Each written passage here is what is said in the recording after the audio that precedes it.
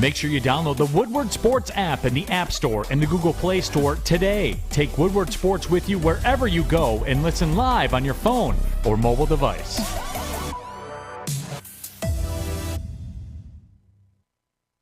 Good morning, everyone, and thanks for joining us on the Morning Woodward Show here on the Woodward Sports Network. Also featured on The Roar on 99.1, 93.5, and 94.7 HD2. Good morning. Good morning. Why are you laughing? I missed you yesterday. Okay. It's not fun doing a show without you. How are you? Well, it'd be like that sometimes. Yeah. Me and you and Fish golfed over the weekend. Yes, we did. That was fun. I was terrible. Yeah, it's okay. It's all right. It's a scramble. That's the whole point of it. Teammates pick you up. Hope everyone's having a good morning. We got a jam-packed show today. I'm feeling good. Jeff Iafrate at 8:15. Talk some Pistons. Rogelio at 9:17 for some Tigers talk. And speaking of the Detroit Tigers, it's July 12th. It's July 12th. Elon Musk is fighting with Twitter. Apparently he's pulled out now from buying it. Yeah, but they're at a lawsuit because... There is a lawsuit. They wouldn't disclose bot information. Yeah, That's not the point. yeah. The point is he's backing out now of buying Twitter. Gas is extremely expensive right now. And somehow the Detroit Tigers still employ Al Avila. Yeah. And because they won 6 games, we were all supposed to forget about the other 47 dicks that you took before that. Huh? Is that how the world works? Yes, Did we it just is, forget Adam. about everything because of a minuscule 6-game winning streak? The Tigers are now 36-51. Come on. And I'm not even mad anymore that they suck. It has occurred to me that they suck. Not because I don't think they have a good manager. Not because I don't think there's some talented players on the team. They suck. Because building a team is more than just building up the farm system. It's more than just, well, we signed Javi Baez and, oh, wait, Eduardo Rodriguez, who isn't playing for the team anymore. Anybody? Just F it. I'm just going to call into work one day. Hell, I'm not even going to call. I'm just not going to show up anymore. Is that how it works?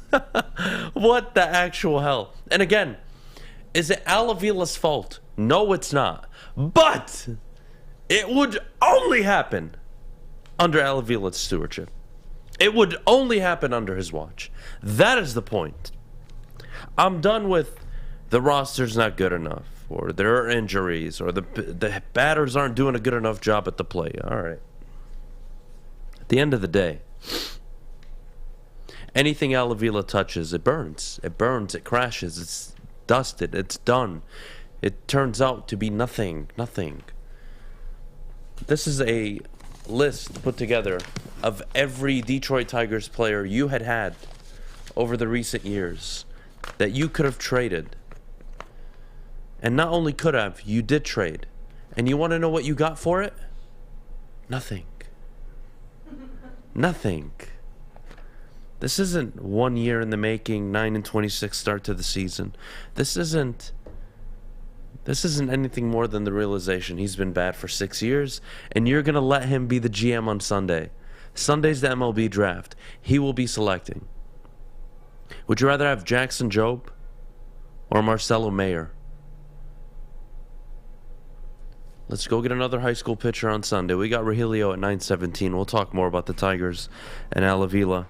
But this is, again, I ask Terry all the time. He can't even give me a straight goddamn answer. Where's the line?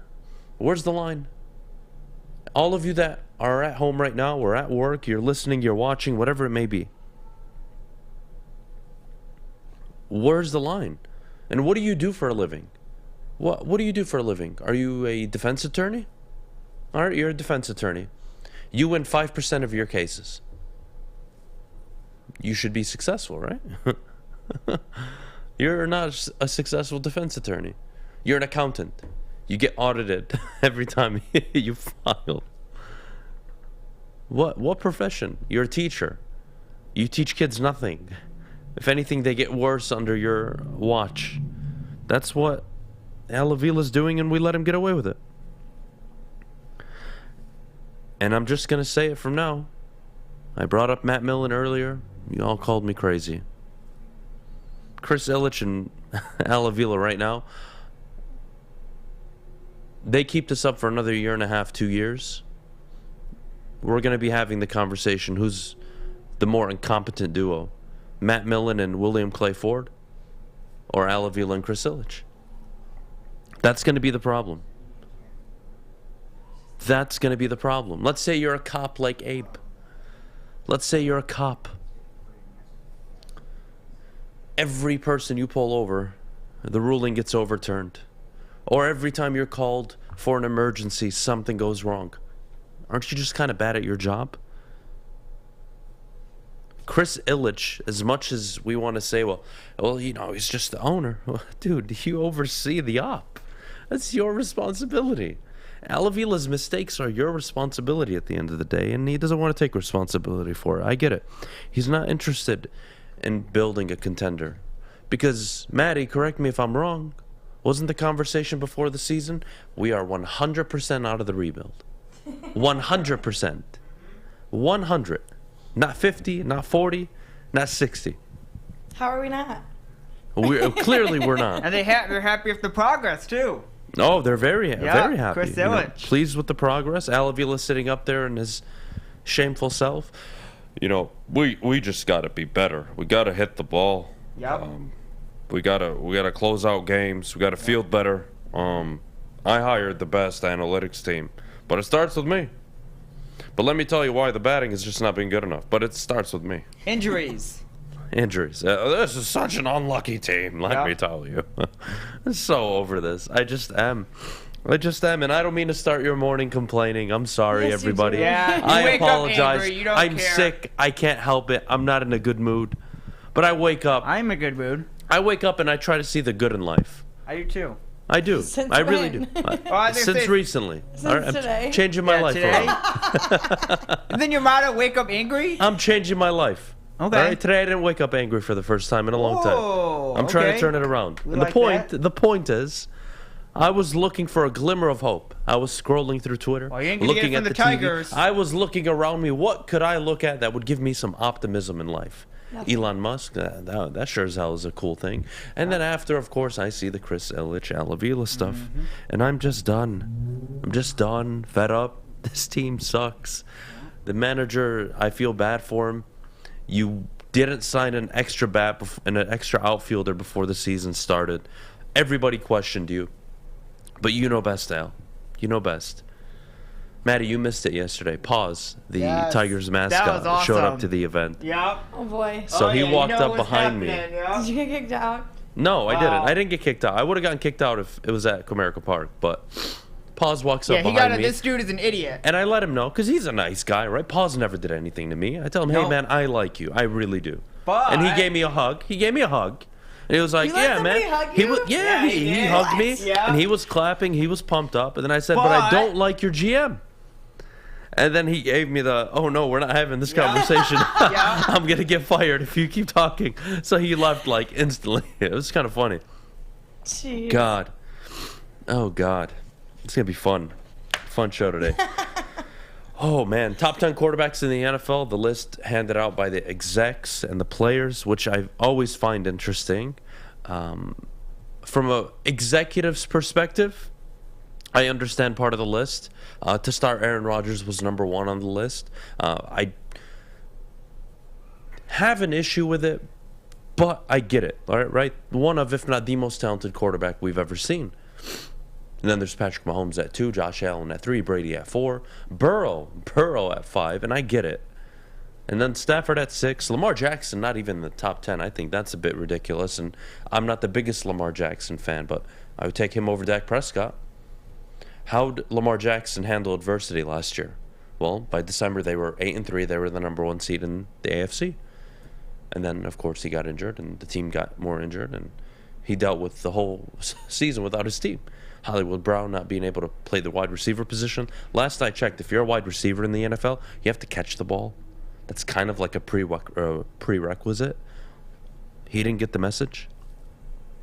So, Rodgers at 1, I do have a problem with. Yes, he's back-to-back MVP. Yes, he throws a beautiful ball. Yes, he's all of that. But he's also a guy that, can you win can you win what you believe you can win with Aaron Rodgers? He's a Super Bowl caliber quarterback. But boy, he plays pedestrian in the playoffs. Brady steps up. Even Jimmy Garoppolo at times has shown more in the playoffs than Aaron Rodgers has. And whether that's a mental thing, I'm not sure. Whatever it is, it needs to be acknowledged as a part of this conversation. I would take Burrow over Aaron Rodgers. If we're talking about quarterbacks this season, I had to take a quarterback. Number one, I'd probably put Mahomes. 2, Josh Allen. 3, Brady out of respect. 4, Matthew Stafford. 5, Joe Burrow. 6, Aaron Rodgers. 7, Herbert. 8, Russell Wilson. 9, Lamar Jackson. 10, Derek Carr. That'd be my list. Sorry about the sniffles, ladies and gentlemen. Lamar Jackson should be in the top 10 over Deshaun Watson. I agree with that. But to also be fair, the last time Lamar Jackson was available and playing in the NFL, 33 touchdowns, 7 interceptions, 4,800 yards, led the league in passing yards. He's a stud quarterback, and that was with a 4-12 Houston Texans team. So I found that list interesting. I really wasn't offended. What I would say is, what's the criteria, the standard criteria across the board for media, right? When is it okay to rip a player for their lack of accomplishments, right? We used to rip Peyton Manning all the time for this. And then he won a Super Bowl. But you know what took Peyton over to the top where we don't criticize him anymore as the greatest regular season quarterback of all time? He won in Denver. That's just the reality. Even if he wasn't the reason, and Von Miller was, and that defense was, it didn't matter. Winning cures all. Aaron Rodgers hasn't won a Super Bowl in over a decade. He's only made 1 Super Bowl appearance, and he's played for one of the most competent franchises in football. It's crazy to me. Number 1 on the list. Kick rocks. Hot wings, it'll clear them up. I don't think hot wings are going to help me this morning, Maddie. Why not? What do you mean, why not? Is that a thing? I'm not sure. Yeah. I'm clearly clueless. Spicy, hot stuff. It'll clear up. Really? More like drain you out, but yeah. What does drain me out mean? Well, like. It's kind of like. It's kind of gross. What's that thing called they put on your face? Mask? The mask, whatever. And it like puts Like a water breathing mask? up your nose. Oh, you need one of the neti pots. Neti pots? Yeah. Isn't that weird? You pour it into one nose and it comes out the other nose. Isn't that kind of weird? It's really gross. I mean, people But it do works, right? Yeah. Yeah, it cleans out your Never nasal done it system. before. Never done it before. Maybe you should do it Oh, tonight. we do it for the people. Yeah, I don't know if I want to I don't know if I want to do that on the show. Oh boy. Hey, all these people think they have a good idea. Oh, wow. Do you need Holy water? crap. I don't think you're gonna Wow. make it alive. Looks like I'm gonna be doing the God, show. if I can make it through today's show, it's going to be great. I don't know Sorry if you'll about make my it through voice. 9 o'clock. Whoa. We're going to go to break. Look like it's me and Jeff on the show. We got Jeff coming up in a few minutes. Detroit Pistons talk. I can't wait. Summer League action tonight God. against the Indiana Pacers. Should they shut down Jaden Ivey? We'll ask Jeff all the tough questions. Him and Sean have been doing a hell of a job on the From Half Court podcast. But before we go, Maddie, could you tell everybody at home about our good friends over at the Sports Marketing Agency? Yes, I can. The Sports Marketing Agency helps spread awareness about mental health and substance abuse. Their new podcast, This is the F Word, helps spread awareness of fentanyl and other addictions. Go to thesportsma.com if you are struggling or know someone who is, and let them know that Woodward Sports sent you. Hi, my diamonds. It's Crystal with an X. You want to get hot and perfect like me? Here's my super easy routine. Drink at least a gallon of water before you wake up. Attach a weight to everything in your house. Hello? Sell your car and just sprint everywhere. Scream when you exhale. Don't follow Crystal with an X. Do your own thing at Planet Fitness with tons of equipment and free fitness training in our clean and spacious clubs.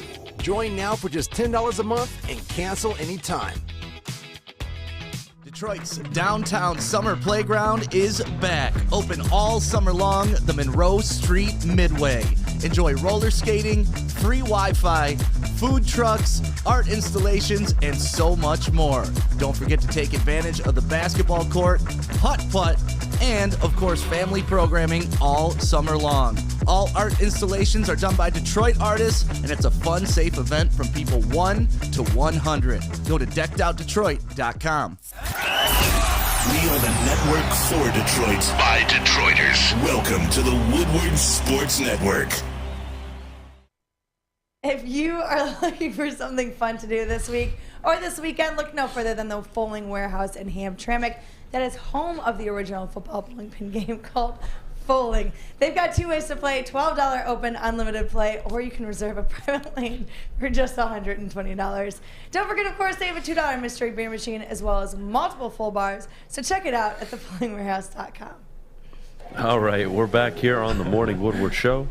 I just want everybody to know that we had to explain what a bidet was to Adam. All right, yeah, sorry. I don't know about things that go up your ass. Excuse me. What an insult. Yeah, I mean, even I know what that is. Everyone Whatever. knows what it is. Kiss my ass. I'm supposed to Use a know. bidet for Supposed to know what a ass. bidet is. It goes up my you ass. are. Yeah, okay. Well, if you put it like that, Everyone knows. Jeff, did you That's know exactly what it is? how you Did you put know what it. it is, Jeff? Jeff knew what it was immediately. Jeff Yeah, likes there we butt go. stuff. There's a reason why. Anyways, here we are. Everyone Hi, Jeff. knows what it is. how you doing? Nice shirt. Thank you. All right. Pistons Summer League action tonight. Yes. Got the Pacers. First, an update on Jaden Ivey's status. Are we going to see him for the rest of the Summer League, or are they going to put him down? Him and Beef Stew might be done for the rest of the Summer League. Number one, I've seen what I had to see out of Jaden Ivey. I'm not too concerned about that. I mean, 11 points in 5 minutes the game he got injured. I've seen everything. Like, he looks, the one thing I wanted to see out of Jaden Ivey is how does he look on a Summer League floor? Does he look like he is a man amongst boys? And I got that question answered. So he's probably done. It's a small ankle injury. It's just a tweak. He'll be all right, but you'd rather play it safe. I mean, this is a guy you want to play significant time come the regular season. So he'll be all right. He'll be out. Same with Beef Stew. I think Beef Stew showed enough already. So those two guys, I wouldn't expect him to play. But Jaden Ivey for sure, I don't think he'll be out there tonight. Speaking of Beef Stew, talk about maybe outside Isaiah Livers and really Killian Hayes. Yeah. I think he's been the most improved player. Clearly, he's taken a three-point shot seriously. Yep. He's gotten better. What is it, 4 of 5 and then 5 of 6 in his 2 games? Yeah. That is ridiculous. I don't think that's the norm, right? I expect him to go back down to reality eventually. But if Beef Stew can have a respectable three-point shot, one, Jeff, what does it do for the basketball team on the court? And two, as a guy that, let's just call it what it is he the best defender on the team? No. But he's probably the most versatile. He can guard 1 through 5 if needed. He can switch on the pick and roll. He's a guy that can hold his own. Is he an elite defender? No. Can he become an elite defender? Who knows? Yeah. But the point is, having that in your game, having that three-point shot available, I think changes the whole dynamic for this team. Yeah, Isaiah Stewart's been him and Isaiah Livers, the two most impressive Pistons this Summer League. And Isaiah Stewart, like you said, you already hit on it, his ability to switch all 5 positions and now adding a three-point shot. Like that, he started every game last year for the Pistons and he wasn't shooting threes. He took some at times, but now you're getting an Isaiah Stewart who's confident. Now you can use him in so many different ways because if you have Bagley out on the floor with him, now you have one guy that can at least knock down shots. I know Bagley's inconsistent. Isaiah wasn't even taking threes last year, so just him adding that in his bag just makes him even a more valuable player. You could play him at the 4 or the 5 now, and you could play him in so many different lineups. I'm not too concerned with the spacing now. The ability to step out and hit threes, it's going to make him more dangerous in pick and rolls. Now it could be a pick and pop, his ability to shoot. And he's always had it too. I mean, if you watch him at Washington in college or in high school, he's had a jump shot. It's just about getting in the NBA and really getting the confidence to go out there and take NBA three-point shots. But listen, Isaiah Stewart, he's been the most impressive to me. That's why I don't really expect him to play. What does he have to show? I mean, he's Isaiah Stewart. You know what he's going to bring day in and day out. So he might even be your starter come the regular season. I wouldn't be surprised if he's out there. He's a guy that Dwayne Casey trusts. And honestly, I get the Jalen Duren lovers, but let's be honest. Like, it's probably going to be Isaiah Stewart starting out there opening night. So I think he should be the starter. Yeah, absolutely. Until Duren takes it from him. Mm-hmm. Until Duren plays to a level where I just can't keep. Honestly, you can have them both at the same time now on the court. Yeah, you can. With Isaiah Stewart developing a three-point shot, you can consider, he's not really, but you could consider him your stretch 4 at certain points throughout the game. Yep. You can have a legitimate 5 in there. You have your paint protector. You have a guy that can run the court also in Duren. And then you have 3 guards/forwards on the court. And that's a good lineup. It makes for an interesting matchup for teams. How do you deal with all that size on the court at the same time? And then I would say the caveat to it is, well, how do the Pistons deal with smaller lineups? Is Isaiah Stewart on the court, or do you trust Jalen Duren? How does that look? I would put Isaiah out there. I mean, he's 6'8". Like you said, he can switch 5 positions. You could realistically do a small ball lineup of Killian Hayes, you could do Cade Cunningham, Jaden Ivey at the 2, Sadiq Bey at the 3, Isaiah Livers at the 4, and then you can have Isaiah Stewart out there at the 5. I mean, that's the ability to switch all positions. You have the spacing, the shooting you need for Jaden Ivey and Cade Cunningham to be at their best. Because, listen, you saw what Jaden Ivey did in transition, man. Like, you need spacing. And if you have Livers and Stewart out there, all 5 guys on the court can shoot. And that's kind of what you want, especially if you're going small. So, yes, you can play Isaiah Stewart in so many different lineups. I mean, that's the key word, versatility. So that's what he brings. That's his value. And Dwayne Casey's going to have fun making some lineups because you can do a lot with these guys. Yeah, I think they're going to have a lot of flexibility. Very Absolutely. Interested to see how they go about putting rotations together for this team. Speaking of Summer League action, Killian Hayes is a guy that shined. They've already shut him down for Summer League. What did you see out of Killian Hayes game 1 that encouraged you going into the season? And 2, what do you need to see out of Killian Hayes this year to say, you know what, that's a successful pick. That's a guy that we can have a part of this team moving forward? I think Killian's been a guy who he can put up decent numbers. I mean, what is he, 10, 5, and 4, whatever it is. But again, it's about the efficiency. Like, are you shooting 29, 30% from 3? That's what I'm looking for. It's not about really the shot attempts. I know what Killian Hayes is right now. He's a guy who's going to make the right play. He's not going to go out and take 15 shots. He's going to go out and take a couple shots and fit in where he fits in. And you like him. Everyone wants him to be more aggressive. I get that. But that's just not his game. Like, if you watch the Summer League, the very first game, he walks into the Summer League with that big, very big, significant role. He's a starting point guard, and he still takes like 5 shots. Like, that's just not his game. So for Killian to be where I would be proud of him, it would be the efficiency numbers.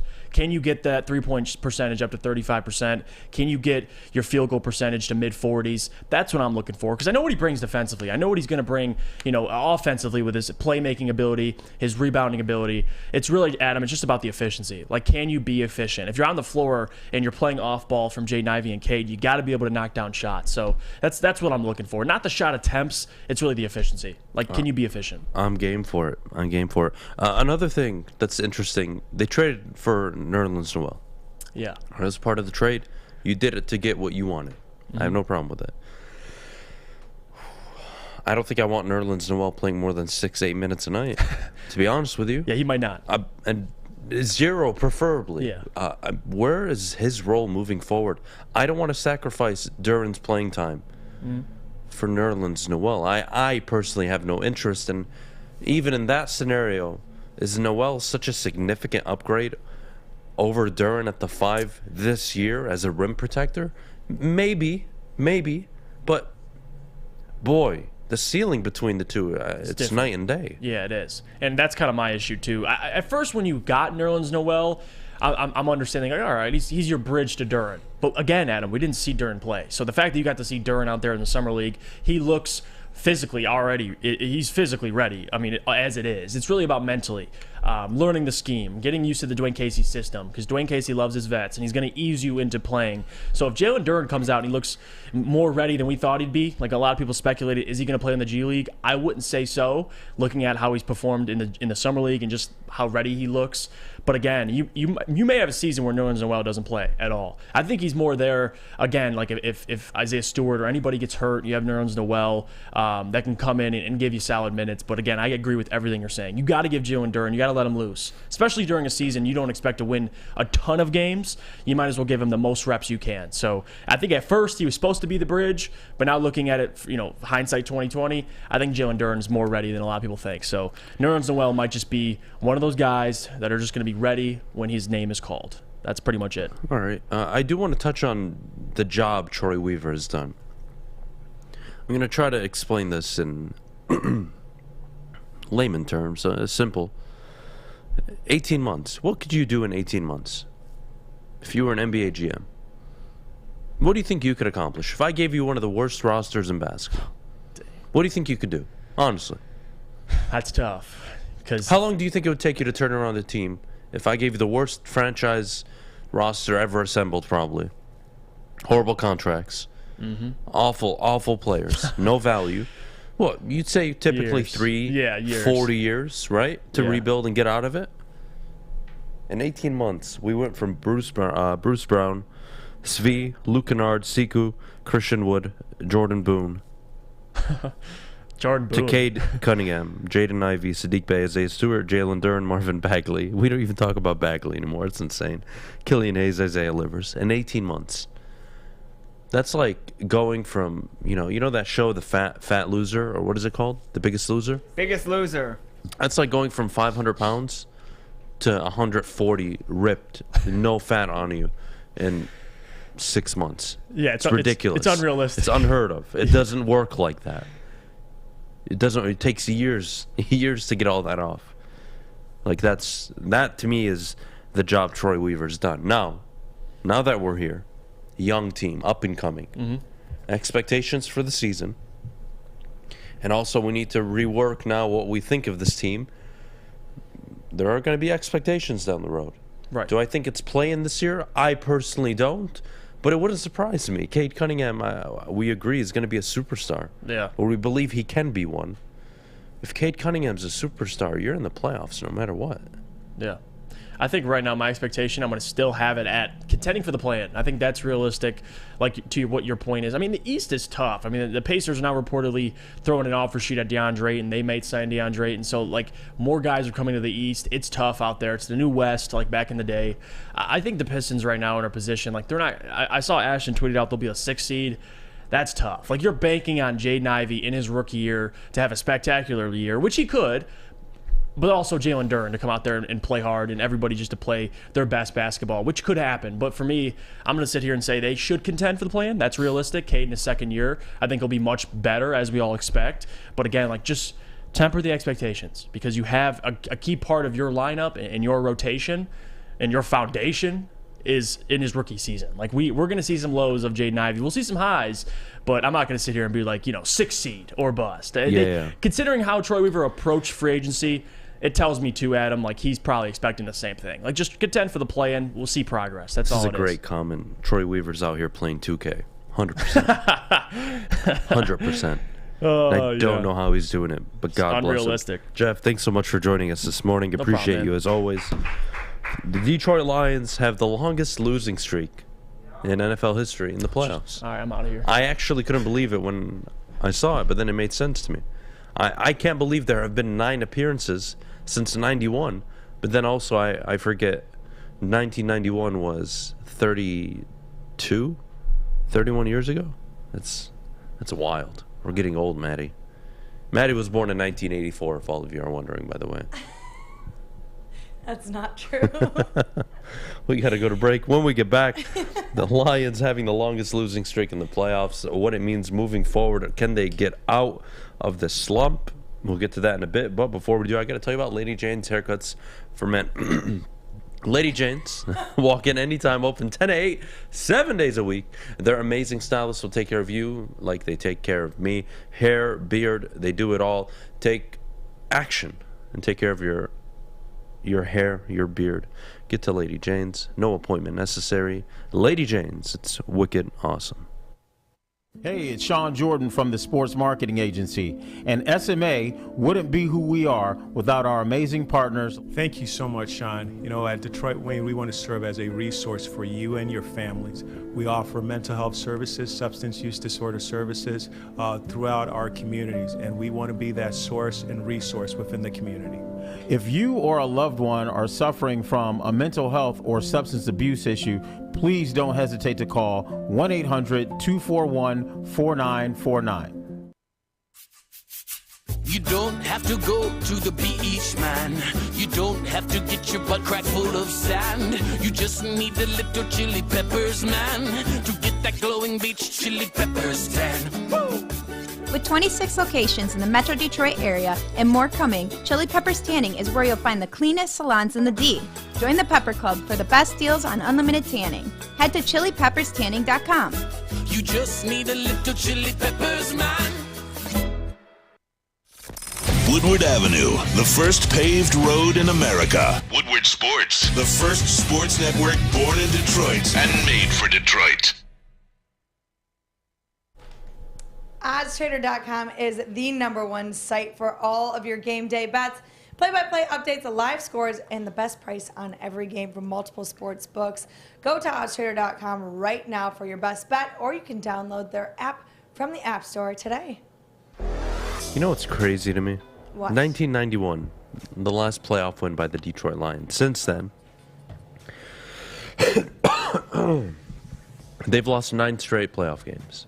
It's insane. Of which all have been in the wild card. They haven't advanced further than the wild card since 1991. 91, obviously the famous NFC Championship game between Detroit and Washington, who absolutely mauled the Lions in 91. I wasn't born, so I didn't have to witness that, but my dad did. So I feel bad for him and everybody else that was alive and old enough to remember that game. But that was the last high you had as a Detroit Lions fan. And I'm not going to focus on, oh, well, you know, they've been an awful franchise. Missed the playoffs 22 out of the last 31 years. They've lost 9 straight playoff games. Oh, my God. No, I'm not going to do that this morning. Is anyone even surprised? Well, I'm not going to do that this morning. I just think it's irrelevant. Why I'm bringing this up is, can they change that narrative, right? Can they change it around? Isn't that the question every year? No, it's the question every year, but with Brad Holmes in charge, I think things are changing in Detroit. And now I don't need to think anymore. We've had 2 off seasons. This guy has brought you Penei Sewell, Amon-Ra St. Brown in the draft. First draft, hits 2 studs. That doesn't happen often, especially a wide receiver in the 4th round. That's nice. That doesn't happen to the Detroit Lions. That happens to the Steelers. That happens to the Cardinals. That happens to the Rams. That happens to a multitude of teams. The Niners. That doesn't happen to the Detroit Lions. Fortune, right? You have to be fortunate in life, right? You're fortunate that, you know, maybe you forgot your phone in the car this morning and you had to walk back, and you walking back prevented you from getting hit by a bus. I don't know. Sometimes life works like that. You have to be fortunate. And I look at the last 2 years, and the Lions have been fortunate. They've been operating at a very, very good level, a level we've never seen before. You have to be fortunate that Penei Sewell falls to 7 to you in a draft where 3 quarterbacks go with the first 3 picks, and then 2 generational, 1 wide receiver, 1 tight end, but really a wide receiver in Kyle Pitts. And then the Dolphins are tied to Tua Tagovailoa, and they knew and they understood that we need to figure out if this is our quarterback, we need to draft a wide receiver, and they did. That doesn't happen. If Penei Sewell is drafted or comes out the year prior or the year after, Penei Sewell in this draft class is a top 3, top 5 pick. I could argue if Penei Sewell was coming out this year, he may be the #1 overall pick to Jacksonville,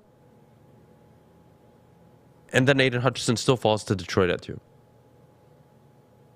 You have to be fortunate sometimes, guys. And winners make their own luck.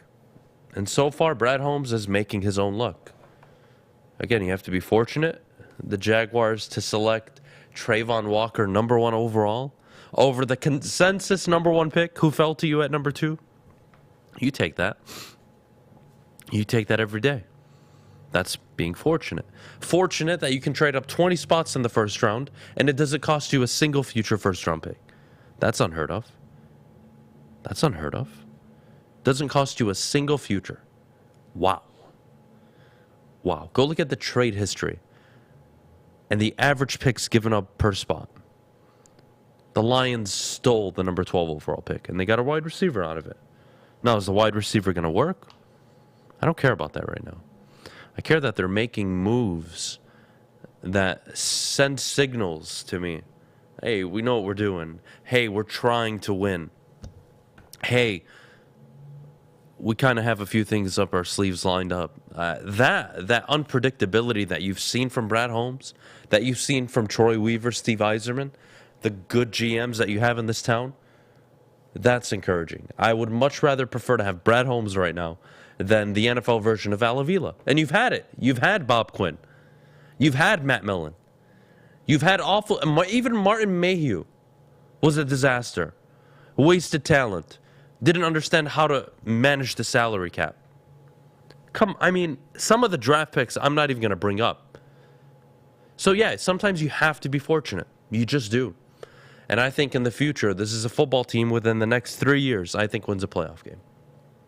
And I think 3 is too much. I really do. I think it could happen. I think it could happen 2 years from now, but that's irrelevant. I do think and I do believe in the window under Jared Goff, the next 2-3 seasons, you will be in a playoff game. Now, this is all variant, right? This all depends on your coach working out. This is a big factor. So I can sit here and tell you how much I like Brad Holmes all day long. I can tell you how much I like Brad Holmes. Spielman was a very good GM in Minnesota. Very good. Very respected by his peers. Remember the famous Justin Jefferson draft pick? That was his work. Do you know why Spielman lost his job in Minnesota? Couldn't get the head coach right. If the head coach works out for Detroit, great. If it doesn't, fine. Brad Holmes will need to make that decision, and that will ultimately decide if this team is going to be successful. Can you find a very good head coach? Not an average coach, not an okay coach. They can win you 8-9 games, and then we'll lose in the wild card, and everything's going to be okay. A very good coach. A McDermott out in Buffalo. An up-and-coming coach. You have your Kyle Shanahans, your Sean McVays, your Matt LaFleur's. Success, true success. Can you have that? Can you have it with Dan Campbell? I hope so. I truly hope so. But at the end of the day, the job that the Lions have been doing in the front office, I think is one to be noted. It's one to be praised. And going into the season, there's not much that could happen on the field that would change my mind about the job the front office is doing. The only concern I have is if, for example, let's say Dan doesn't work out. Brad, you got to step up to the plate and hit a home run at head coach. Because that's what all the good GMs do. Les Snead hits on Sean McVay. The Packers hit with Matt LaFleur. The Niners hit with Kyle Shanahan. The Bills hit with McDermott.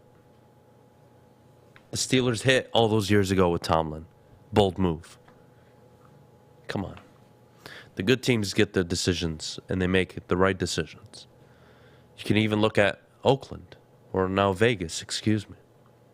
Vegas has a lot of pressure this year, and they're in the toughest division in football. They have a lot of pressure. Can Josh McDaniels right his wrongs from all those years ago? There's pressure everywhere in the league. Again, it's the offseason. There hasn't been a single game played. We're all chilling. But I'm just saying, a 2-3 win team this year isn't going to cut it. It's good for Brad Holmes. He can go get his franchise quarterback if he wants to. But I would prefer that not to be the case. I prefer Jared Goff and Dan Campbell to have success. Because Dan Campbell having success this year, and success would be a minimum of 9 games in year 2. That would be, I think, very successful.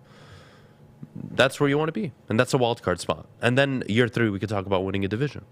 And I think that always fits my 3-year model. So, Maddie, call me. Am I being too optimistic this morning? Or why are you laughing? So.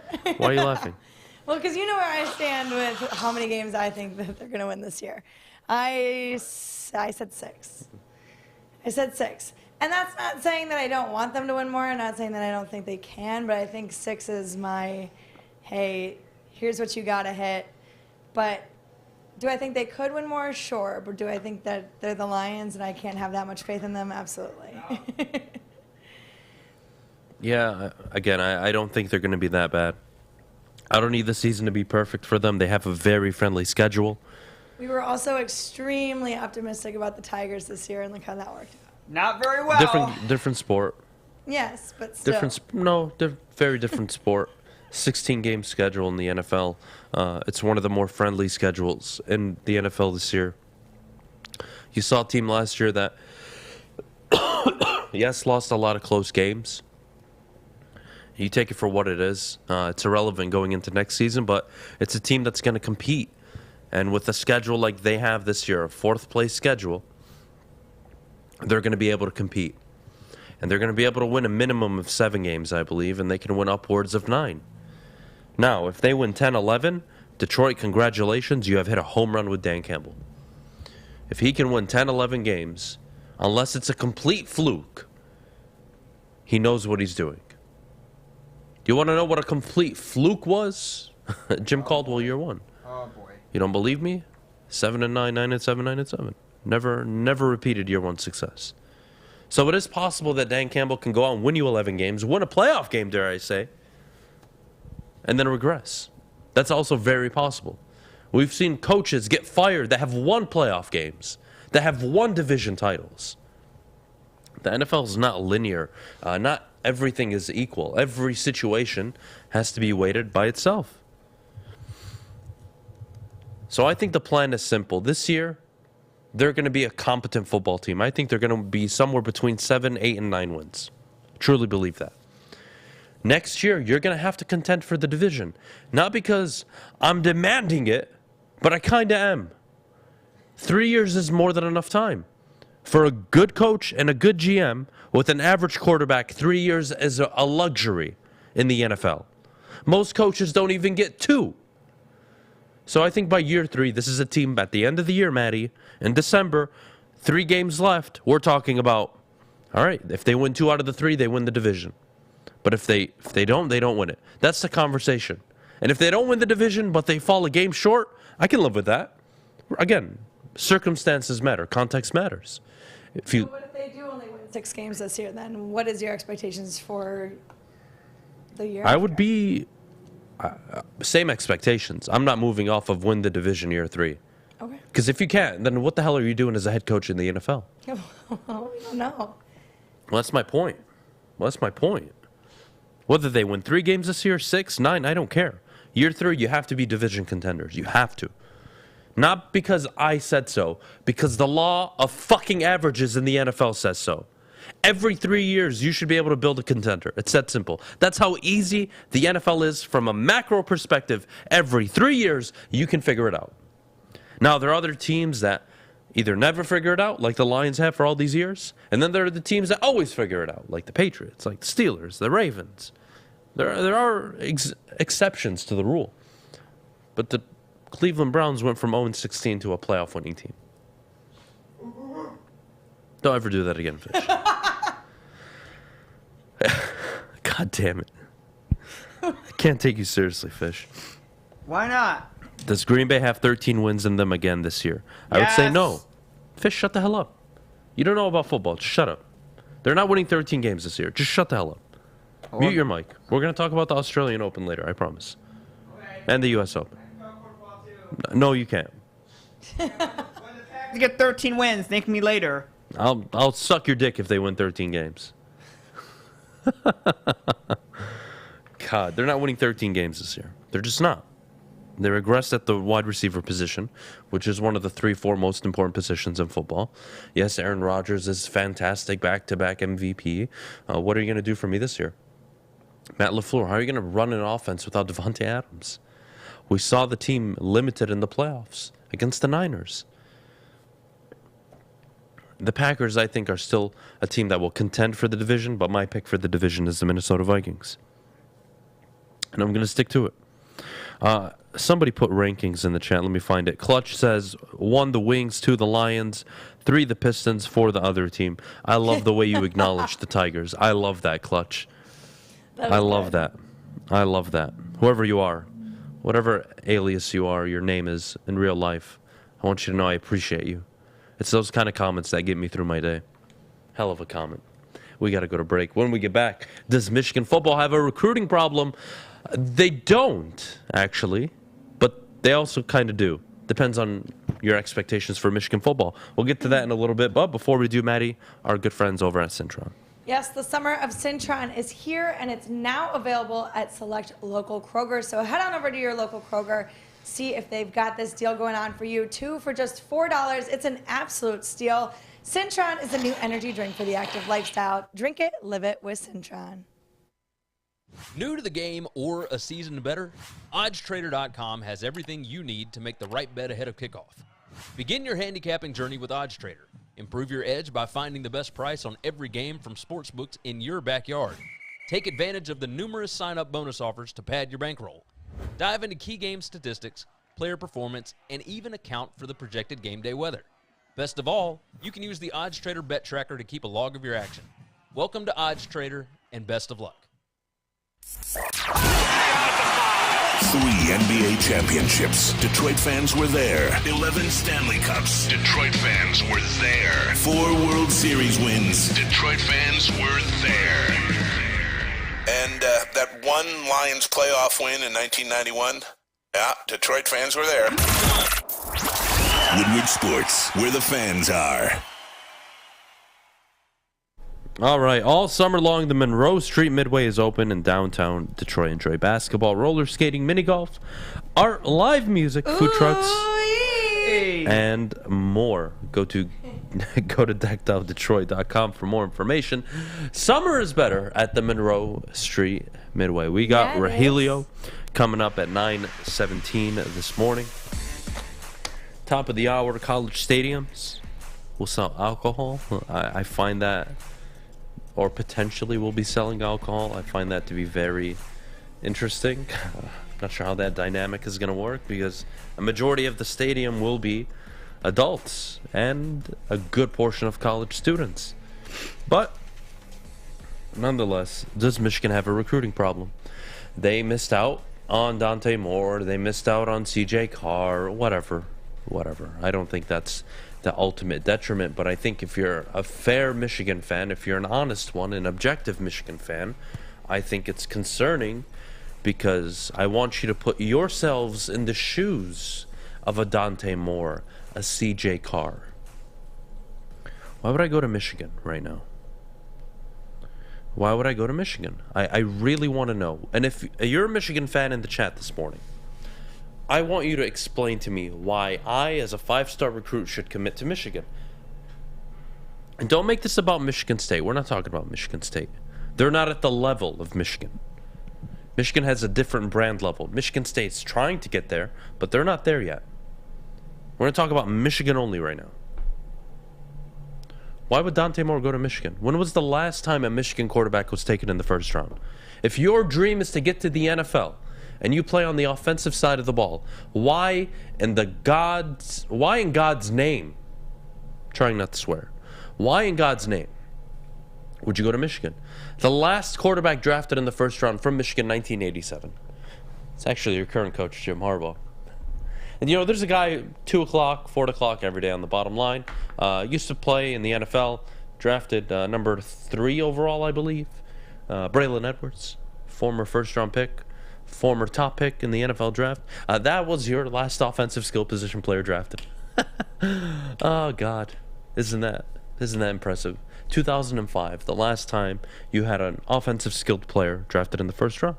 Why?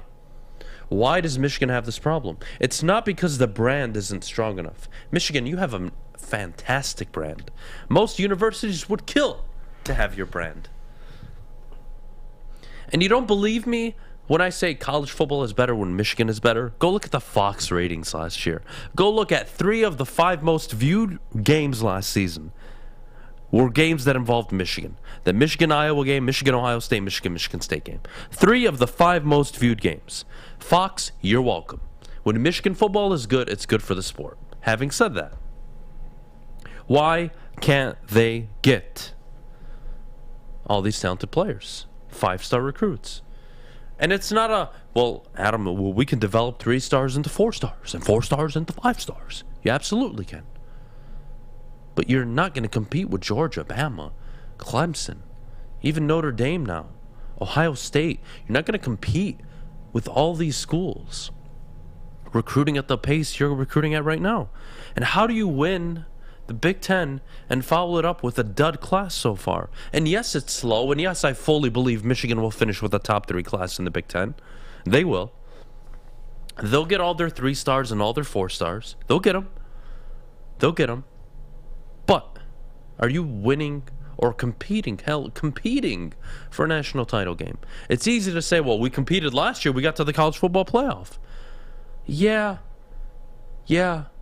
But boy, there was a big gap between you and Georgia.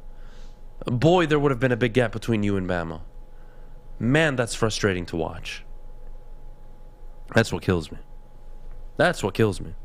Why aren't linemen considered a skill position? Don't you need some skill to play? That has to be one of the dumbest things I've ever read in my life. Prague, what are you doing here? Stop it. Cesar Ruiz, a center taken in the first round, doesn't count. Stop it. Anyways. Michigan doesn't have a brand problem. I think they're a huge brand. Michigan doesn't have an appealing issue, right? They're very, very appealing. What's the problem with Michigan? They won't change. They won't adapt. They won't. They just won't. They won't adapt the way they play football. I'm not telling you to play like Ohio State. You can keep the fundamental roots of running the football. But boy, it's tough for me as a 5-star recruit at the wide receiver or quarterback position to convince myself to want to come play for you when you haven't had a wide receiver drafted in the first round since 2005, and it's a wide receiver's game today in the NFL, and you haven't had a quarterback drafted since 87. That's tough to convince me. It really is. It really is. Oh, well, Adam, we produce a lot of defensive talent. Yes, you do. You don't win championships with defense. You don't believe me? Your last Big Ten title was in 2004 prior. 18 years. You finally got over the hump. You finally beat Ohio State. The second time you've beaten them in 18 years. Guys, I'm not trying to dog you. I'm really not. I want you to be better. But you can't go at this pace and expect to compete with all the top schools in the nation. USC is coming to the Big Ten. Are you ready for the fist you're about to take in your ass from USC and Lincoln Riley? You know the talent gap they're going to have? Well, defense, Don Brown's defense. That's all I heard back in the day. First 2 years under Harbaugh. Don Brown's defense. Don Brown's defense. Here we are. What'd that do? Nothing. Nothing. Gave up an average of 45 points a game to Ohio State. Mike McDonald last year, fantastic. Worked out. You held Ohio State to 27. Great. You're going to hold Ohio State to 27 this year? Second year of C.J. Stroud, Smith and Jimba, Marvin Harrison Jr. That offense, Henderson in the backfield, a better offensive line. I'm not dogging you because you just won a Big Ten championship. I'm actually very happy about that. I really am. And I was one of the Harbaugh defenders after the Michigan State game. And I said there's still time to win the Big Ten. It's still in their hands.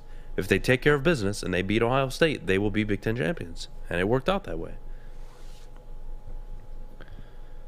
But again, why would a 5-star recruit? And that's what you need. You need 5 stars. Go look at the average amount of 5-star recruits on the last 20 national champions. And then compare that number to Michigan's. It's not even close. It's not even close. So yes, do some and a lot of 5 stars miss? They do. You need the talent. You need the talent. When Nick Saban says, I can no longer win on defense. I can no longer win because of defense. And he adapts. And he goes to a Jalen Hurts, a Tua Tagovailoa, a Bryce Young now, and then the future quarterbacks that he will land. What does that tell you about where the game is going? Georgia, the exception, right? Georgia, they won with a quote-unquote game-managing quarterback. They had, 11, 12 players drafted this year? Their entire team was an NFL roster of talent. Come on. So until you recruit at that level, Cade McNamara is not your option. And that's ultimately what I'm getting at. Cade McNamara cannot be your option this year because you need to play the 5-star recruit. Because if you don't, one, he'll transfer, and even if he doesn't transfer, you've wasted 2 years. Why would a 5-star quarterback come to Michigan where there's relatively no competition and they can't even play year 2? Cade McNamara's the competition, guys. Come on. Just get over Bo Schembechler. Get over the golden ages. Let's get with the times and let's bring Michigan to its next evolution. I would love that more than anybody. Oh, well, Adam, USC doesn't have the offensive and defensive line that Michigan has.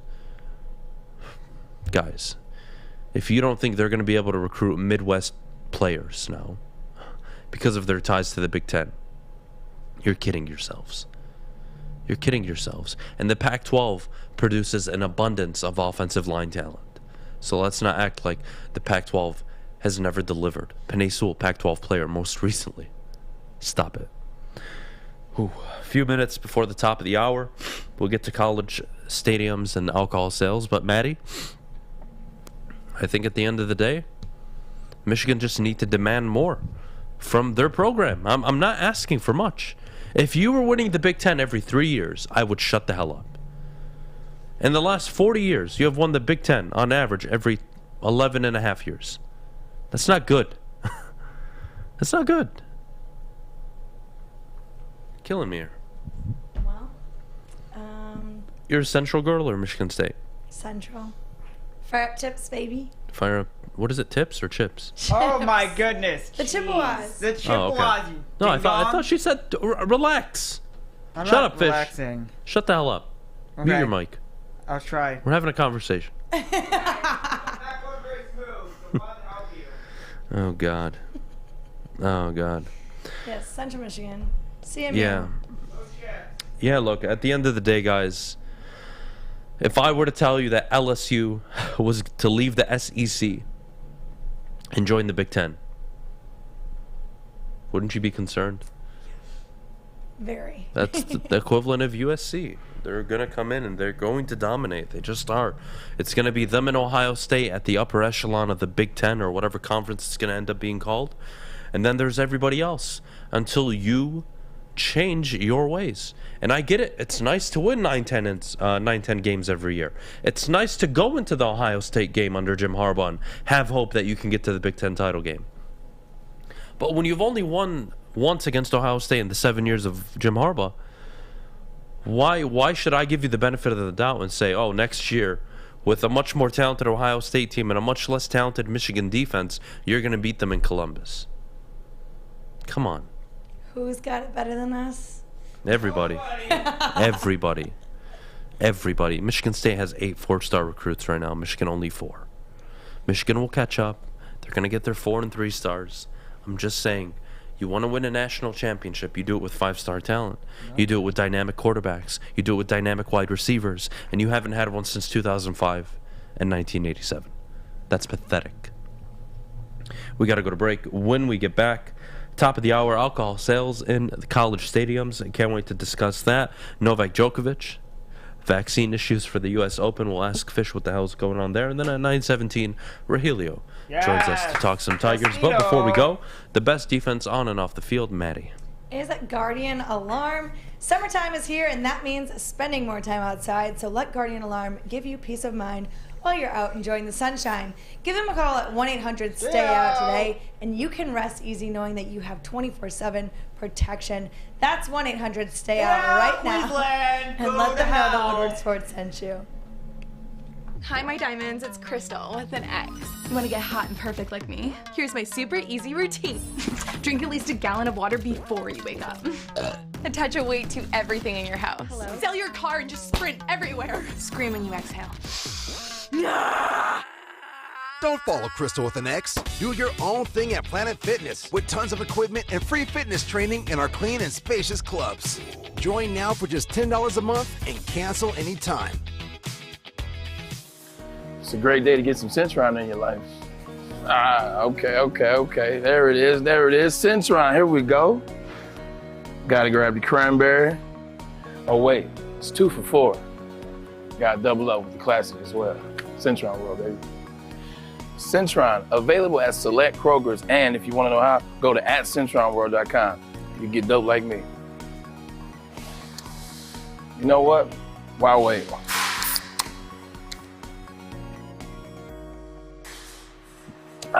Great taste, guaranteed.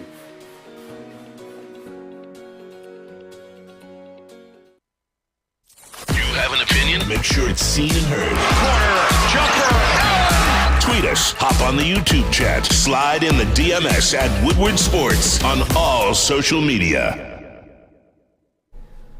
Well, guys, if you are looking for apparel, look no further than Big Frog in Novi. And right now, you can get a free Woodward Sports Go t-shirt. get a goddamn t-shirt. What are you waiting right. for? You heard Adam. Go get a free Woodward Sports t-shirt all month long at Big Frog in Novi. Just stop in, tell them we sent you, and they'll print one on the spot. Go to Big Frog in Novi today. Get your free t-shirt or visit them online at bigfrog.com/Novi. Sounds like a great deal. Can't pass that up. God bless you, Fish. God I bless might you. go and see what that is, see if they'll print me one. I'm sure they will. Just Maybe they don't know who I am. even if they know you, they'll give you a shirt. They're awesome people there. Top of the hour brought to you by Bedrock Detroit. Yes. Here we are on the Morning Woodward Show. Fish! I want to start with the Wimbledon final that we witnessed over the weekend. Novak Djokovic won his 21st major. Yeah. Right? So that's a big deal in tennis. One behind Rafael Nadal. He won't be playing as of now in the U.S. Open. Correct. So, one, I want to understand why. And two, please make it make sense because I really don't want to get frustrated. Because he's the best tennis player in the world right now. Yeah. And him not playing in the U.S. Open, I think, is a disgrace. I mean, they did it because of vaccination again. Why? What does that mean? What does it mean? He's not vaccinated. So, what does that matter? Apparently, it matters to people from overseas to the U.S. I think it's a U.S. Open thing. I don't think it's a tennis thing. It's not a U.S. Open thing. It's the United States thing. Well, then, yeah. They're not allowing unvaccinated people into the country. Correct. Which is odd. So it's the government because thing. getting the vaccine does not prevent you from getting COVID. It just does increase your chances of, one, not getting it, and two, not getting it as severe. Yes. So we can't make an exception for the greatest tennis player in the world to come play in an event where he's the favorite to win. Talk to Joe Biden.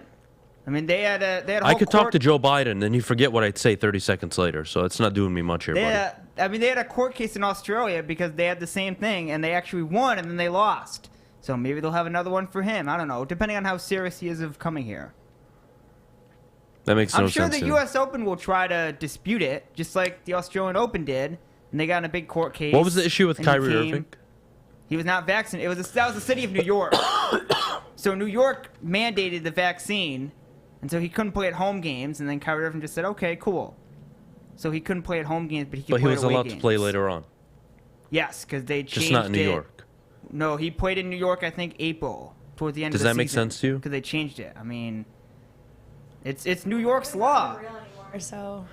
You know what? I don't even care about that anymore. When are we just going to update our policies a little bit and, move on? It's New 2 York's years ago, law. if they had... No. A year and a half ago, if they had this rule, I'd have no problem with it. Okay. I really wouldn't. We are well removed from lockdown status in this country. COVID's going up, though. They're talking about the numbers popping up again, so here we go again. Well, see you later. Thanks for swearing, by the way. We really appreciate that. Yeah, and Maddie lasted longer than 5 seconds the other night, so nothing's changing. Sorry, Maddie. This isn't a you problem. It's the other people's problem. I know. Because remember, the Australian Open disputed it. They let him play, and then they got a court case, so the U.S. Open might just have to do the same thing. I'm sure they're going to try. So I find that I'm confused. When are we going to update and move on? And again, you're not going to fully move on, right? You need to adapt. This is a whole new thing. We're going to have to move on and live with it. Okay, whatever. We're really not going to let this guy in the country because he's not vaccinated? What, is he going to come in and start a new virus? Well, he was going to be banned from England and France for the same reason, and then they changed it. Good. England decided to move over to banning Russians and Good. Is it Belarus? Yeah, Belarus. Which meant Medvedev couldn't play. And Guys, then we're 2.5 years into COVID. I think everybody has gotten it or has been in contact with somebody who's gotten it at this point. I never had it. You've never had it? My immune system is elite. Hell yeah. How you Okay. not? God By the way, bless you. not many people I'm like realize. the 1%, you know. Well, again, it's been around long enough. We can Actually, update our. the 2%, but. Well, we can update our policies. This is not complicated to me at all. By the way, I'm sure we brought up earlier, Wimbledon does not technically count as an official tournament because they didn't have rankings. What is it? So you know how they get points for however they do in every tournament? Okay. Yeah? Do you get that? Yes. Okay. Because they banned Russian and Belarusians from playing, I think it's all right. Both tours, ATP and WTA Tour, basically said, all right, it's not an official tournament then. Well, isn't there like a loophole around this, or it's strictly you can't get in? Can't he come in, quarantine for 10 days, 7 days, and then play? And tennis is like the most non-contact sport there is. Yeah, but I don't think they're letting them even do that. I think when you go That's why to they're a banning different it. country, though, it's like 14 days. Of Well, that's quarantine. fine. Again, I just... All right, so if you're unvaccinated in the country, it's okay. But if you're an unvaccinated person coming into the country, it's not. Well, how does that make sense? I don't make the rules. I'm just asking. I'm Well, not. I know you guys don't make the rules. They're limiting the spread from other countries. They're only letting us. It's the same virus, contract it bud. I know, but they're only letting people in America get it from other people in America instead of having other people from China or Japan or Yeah, I don't other agree with countries. just get the damn shot, not complicated. No, I think it is complicated. That's the good thing about this country. You can have a choice. Again, we're 2.5 years removed. I think we can update our policies. If you got the vaccine, great. If you didn't, great. I mean, they changed it to if you We're get all it. like moving on with our lives. How many vaccines are there now? Well, there's 3, but there's 4 'Cause it's for 2 and a over booster shot, 60. right? Yeah, it's like over 60 for 4. So anyone over 60, I think, got the 4th shot or 50, whatever. I it have is. all of them, and I didn't get. Yeah, sick look, from any of them I personally don't. I just don't care. So it's I 3 really for don't. anyone under 50. For me, it's can we just update our policies a little bit? We're 2.5 years removed. Well, that's what they're doing. They're giving you the No, they're 4th. not. I mean, they are. The United States has not updated our policies Well, yeah, yet. if you get it, you don't have to you have to quarantine for 5 days. I just want to now. know, like, what's the line? I ask this all the time about Alavila. The NFL has 0, as of right now, 0 COVID protocol policies Yes. for the upcoming season. Correct. 0. Yeah. Not a single one. I want to know, in a contact sport where you are more open to individuals than tennis, why that's a problem. The Jets and Giants aren't playing football this year? What's going on? They're playing football. I'm just confused. I really am. Help me. Help me I'm understand. trying If to the help NFL you. doesn't have a COVID policy right now, what are we doing? Well, they don't. Are say they don't- irresponsible? No, Are they don't- irresponsible? don't Should we say- shut down the NFL? Or are they moving on? I mean, the NBA. And they've realized that we've all adapted to this new world. We've all likely been infected without knowing or have been or known someone. We're all moving forward. We're past the pandemic aspect of it. Like, that's it. We're done. I mean, the MLB just said if you have COVID, you gotta leave your team. They didn't ban a whole team because, I mean, they didn't have an outbreak. But there's been players like Terry Francona got it a couple months ago. Yeah, again, I don't So- care what decision you make. And if you want to say, well, it's as simple as he should get the shot and then he can play, I don't think it's that simple. I'm not in the business He of got forcing. offered that option. He obviously declined it. Yeah, obviously, and as he should, because that's what he believes in. I have no problem with that. My problem is we have professional sports leagues, cities, states updating their COVID policies, and essentially moving on with life.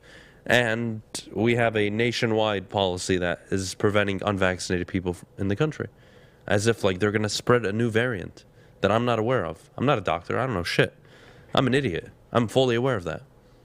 I have no idea what I'm talking about right now. But it makes no Okay, sense. but they have updated it. They changed it But they from haven't. 14 to 5 days. If you get it, you only have to quarantine for 5 days now. Yeah, whatever. Whatever. Moving on.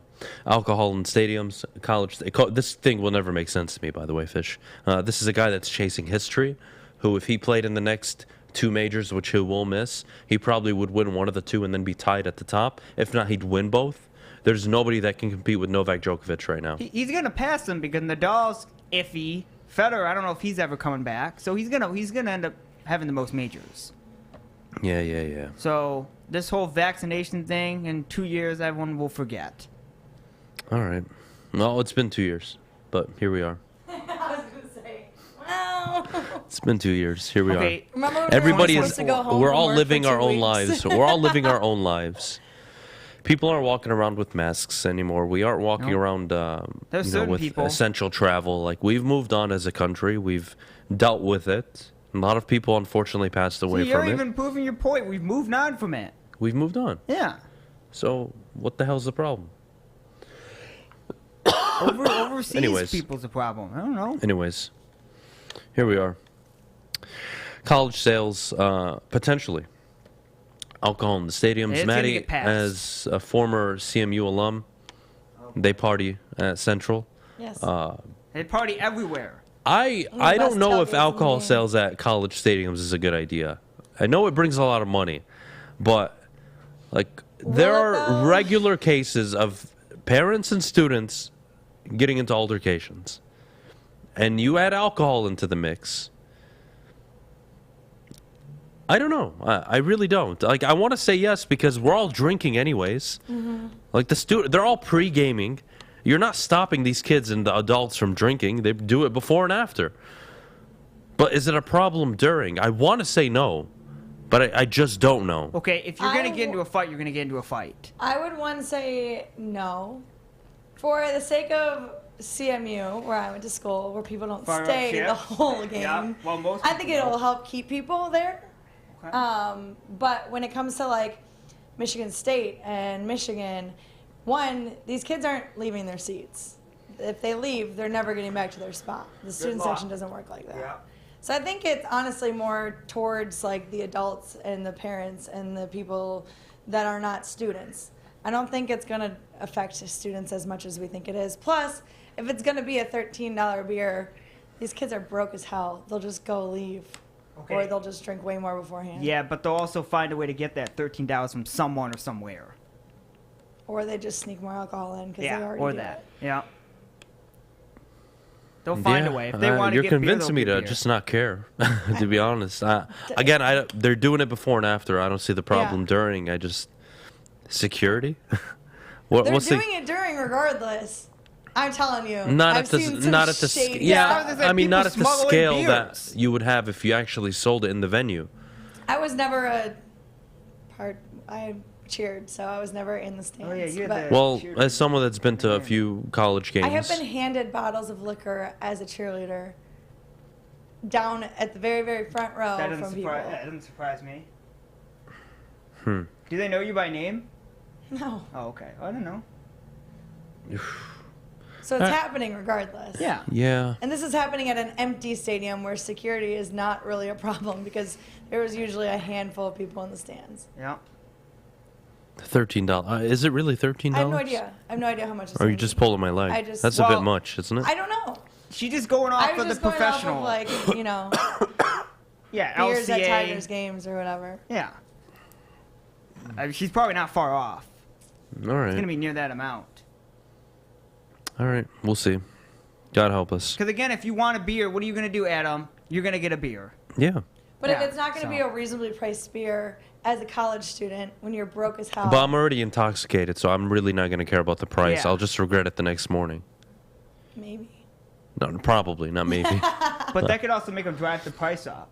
Oh, God. All right, well, we got Rogelio joining us in just a few.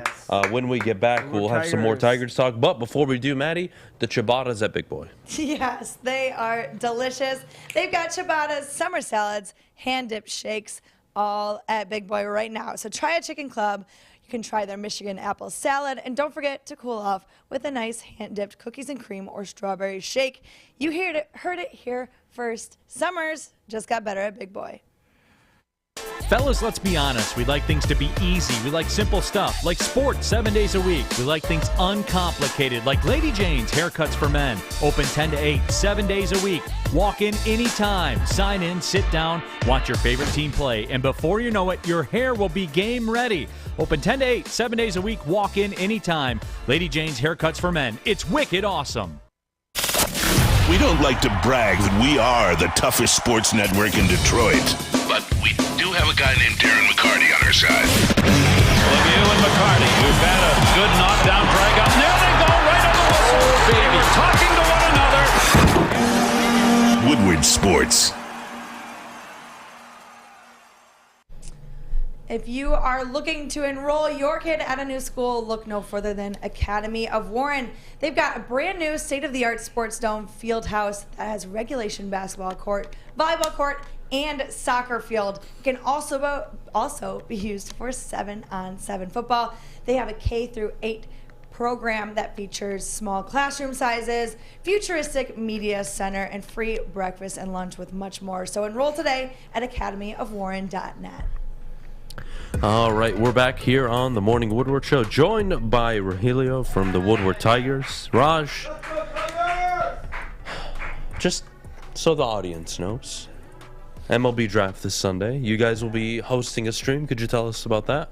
Yeah, so, well, starting at 7 o'clock on Sunday, we'll be here live in studio. We'll be having several guests. We'll have a couple guys from Bless You Boys, Brandon Day, Trevor Huth, some draft experts. From the Guardians Baseball Insider, we have James Fox over from Future Sox and more. So planning on 2 hours of nonstop draft coverage and going through every single angle of the draft. Hell yeah. I'd love to hear it.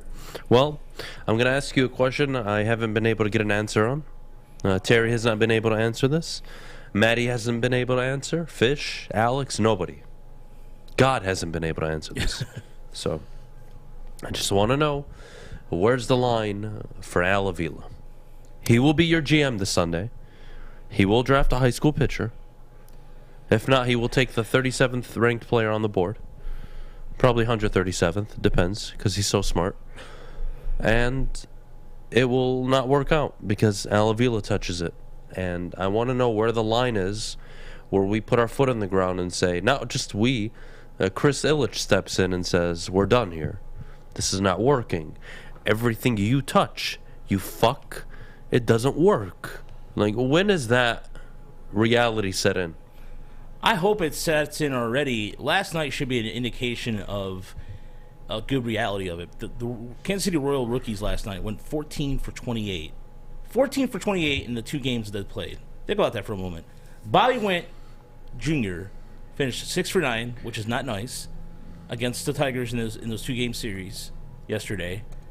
And despite Kansas City drafting his pitching, they get Daniel Lynch out there, who's had a 5.29 ERA in the last 4 games, and he goes out there and was able to keep the Tigers off bat. That should be an indication that if your offense, without Riley Green in the lineup, you're hosed. You go, for combined games, 3 for 20. That's embarrassing. You have 11 hits, and you can't get more than 3 runs across against one of the worst starting staffs in the American League. That should be enough, Adam. That should be enough. That is enough for me. Yesterday both games were it was downright embarrassing. I don't know what you're talking about. This team won 6 straight games not too long ago, and they were ready for the playoffs. Our chat got so fired up about that. Yeah, I'm not even going to acknowledge it. What I would say is, what more do you need to see at this point? We've done this a million times. At this point, you know what I would love nothing more? I would love for the draft to start. And I would love for the Tigers to trade Tarek Skubal. And I would love for them to trade Tarek Skubal to a middle-of-the-pack team. Hell, you can say one of the worst teams in baseball, the Athletics. Trade him to the A's and send Avila there. We will give you Tarek Skubal for free if you take Al Avila off our books. Would you do that trade? Oakland system's not. Well, I mean, if we're getting some prospects back in return, hopefully. Nothing. The only way you can get rid of Al Avila is by trading away Tarek Skubal. You trade him and your GM away. Would you do it? No, because then what are we stuck with then? I know. Yeah. I'm making a point. I would do anything to get him out of town at this point. He's going to be. What pick did the Tigers have this year? They had the 12th pick. 12th pick. All right. Well, let's visit last year's draft. Jackson Jobe selected. Marcelo Mayer was on the board. You saw it was on our board. Yeah. Last year. I still don't. Whatever. Another high school pitcher. Al Avila knows more than me and you, so we're not going to question his holiness. But again, expectations with the 12th overall pick, what are they looking at? What do you want them to pursue? What can Tigers fans expect on Sunday? Well, I like Jace Young out of Texas Tech. He's a bat-first, power-heavy guy who I think he would be a good fit for Detroit. He draws a lot of walks, so doesn't strike out. He can play third and second, both positions of need. Again, I know you don't draft for need for this draft, but he's got a good bat to him. But then you also look at this draft is not really good with college pitchers. There have been a lot of injuries, so pitching-wise, you got a lot of high school pitchers, which it's cringeworthy right now that Tigers think. But a guy I do like is Connor Pre-Phillip, the left-hander out of Alabama. The Tigers have a history of drafting guys out of Alabama, SEC. It's a thing. So if he's there, they might go with him. I also like Gavin Cross, the outfielder out of Virginia Tech, who's got a lot of power, potential. And, as far as shortstops go, Zach Neto out of the University of Campbell would be a good idea. Brock Porter is there, the local kid. He might be tempting, but, again, I just would avoid that considering, again, I think the Tigers should get a bat. But if whoever bat falls there that's best available are the ones I mentioned, even a guy like, for example, Jacob Berry, who's an outfielder first base for LSU, fits the Tigers' motif of going back to the SEC. That would be another option as well. Okay, well, I'll ask you this. Buyers or sellers? heading into the deadline? I think they should be sellers now. I mean, I think if this series against Kansas City proves anything, You suck dick. Yeah, I mean, I could say in so many words, que paquete, as my dad would say, just a load of bull. This is the time to sell what you have and get something in return. Well, what do you have? You have Gregory Soto, who's a good lefty, and he's made the All-Star team, and he can throw 100 miles plus consistently. You have Michael Fulmer, who's going to be a free agent this year. Should have traded him 5 years ago. That is true. I cannot disagree with you on that whatsoever, because you're right. The Tigers were late on that. You could also trade Alex Lang if you wanted to. Robbie Grossman, but who wants Robbie Grossman at this point? I mean, Akil Badu's on his way up, so that signals the time that who knows what's going to happen here in the next couple of weeks here. But anything that can be literally torn apart off the tape, like off the foundation, trade it. What do you do about Spencer Torkelson? He's struggling bad. Yeah, 0 for 7 with a strikeout last night. He's 0 for life. He's batting what? It's bad. 192. Only 5 home runs. Again, I know some of the fans on Twitter talk about having Kerry Carpenter, who's down in Toledo doing well, get a first baseman's glove, but that hasn't happened yet. They have no choice but to play him still, because the answer's not in AA, the answer's not in AAA. Unless they pick up a veteran bat at the trade deadline, then to kind of back him up and give him a few additional days off. Tiger fans are stuck with what they have at the moment. How does he get out of this season-long, you can call it a slump, he's just not a good hitter. And this is a guy that struggled in the beginning down in the minors, and then he got hot. It happened every time he got called up. In every 3 aspects of the system, every time he got called up, he got better 20, 30 games in. We're well into the season now. Either he turns it around by the end of July and he becomes a 297 to 313 batter over a 40, 50 game stretch, or it's a bust of a rookie season. Yeah, he's projected to have one of the worst rookie seasons by a first overall pick. My partner Chris Brown did the research on that, and honestly, I have no answer, because I mean, you look at even balls in the zone, right down the middle, he's missing. So is it a thing of timing? Is it something he has to go back and look at video for? That's entirely on him.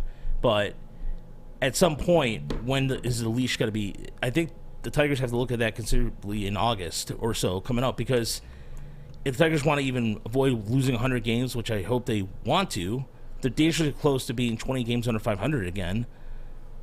I would consider, I'm not going to say put him down Toledo, because I don't think that, everybody talks about what boosts his confidence. No, you've already mastered Toledo. What's the point of going back? You want to master it at the highest level of the game. So maybe he just needs the All-Star break to give him a couple days off.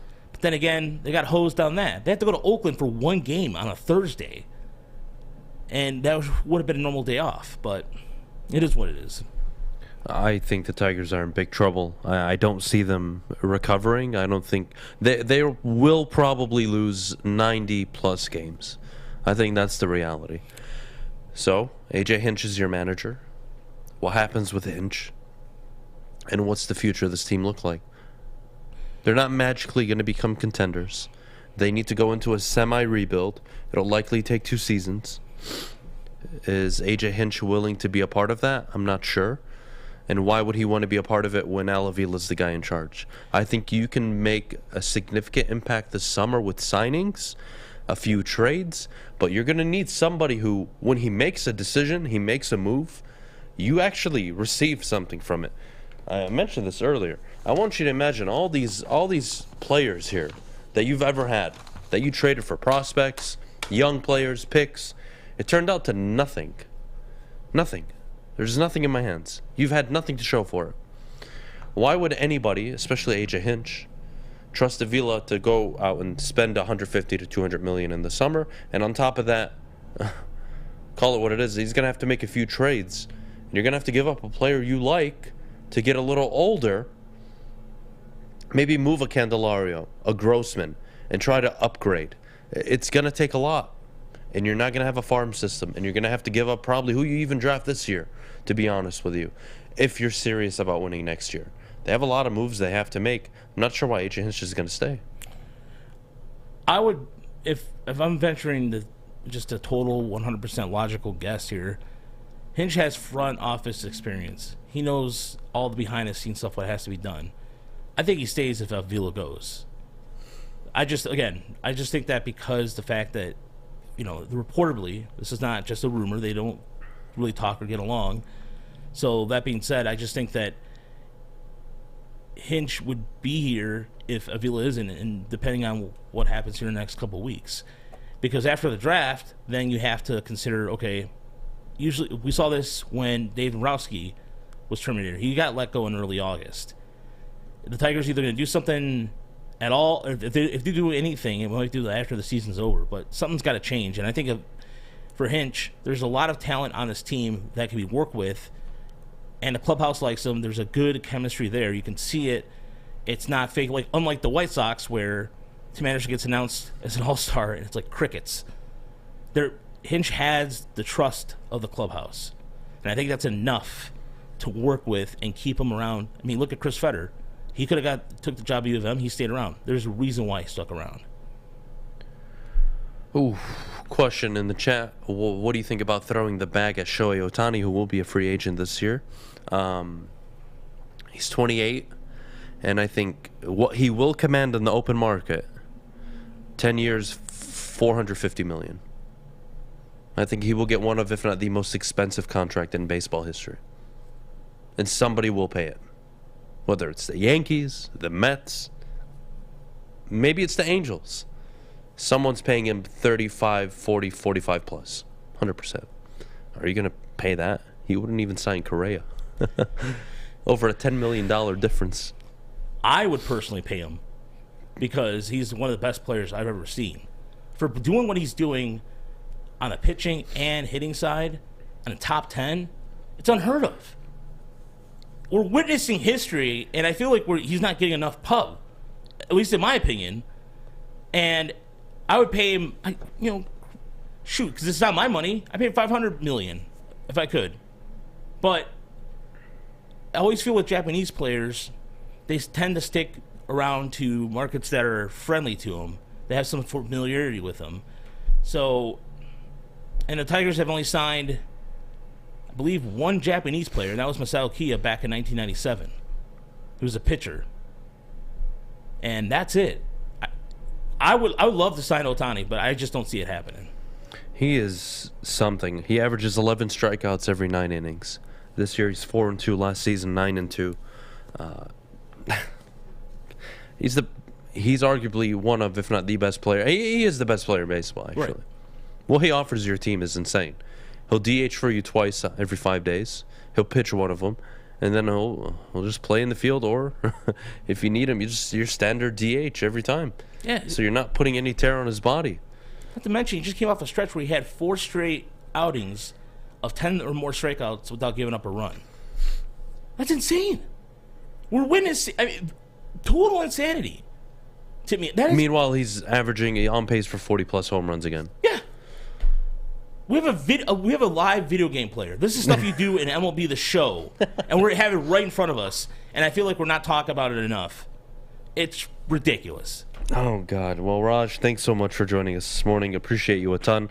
Catch Rogelio this Sunday, hosting the MLB Draft Show here on the Woodward Sports Network at 7 o'clock. Excited for that. But before we go, I need to tell you about where you can place your bets for the Tigers being the worst team in baseball, and that is at MyBookie. Visit mybookie.com today. If you haven't already signed up, sign up using promo code Woodward. They'll match your first deposit bet from anywhere, anytime, using MyBookie. If you have a gambling problem, call 1-800-270-7117. It took exploring 50 different formulas and hosting countless taste tests, but we believe Gypsy Vodka is the smoothest vodka on the market. Don't believe us? Ask the owners. We're Mike and Adam Kazanowski with High Five Spirits Distillery. We're in close to about 1,200 locations throughout Michigan. We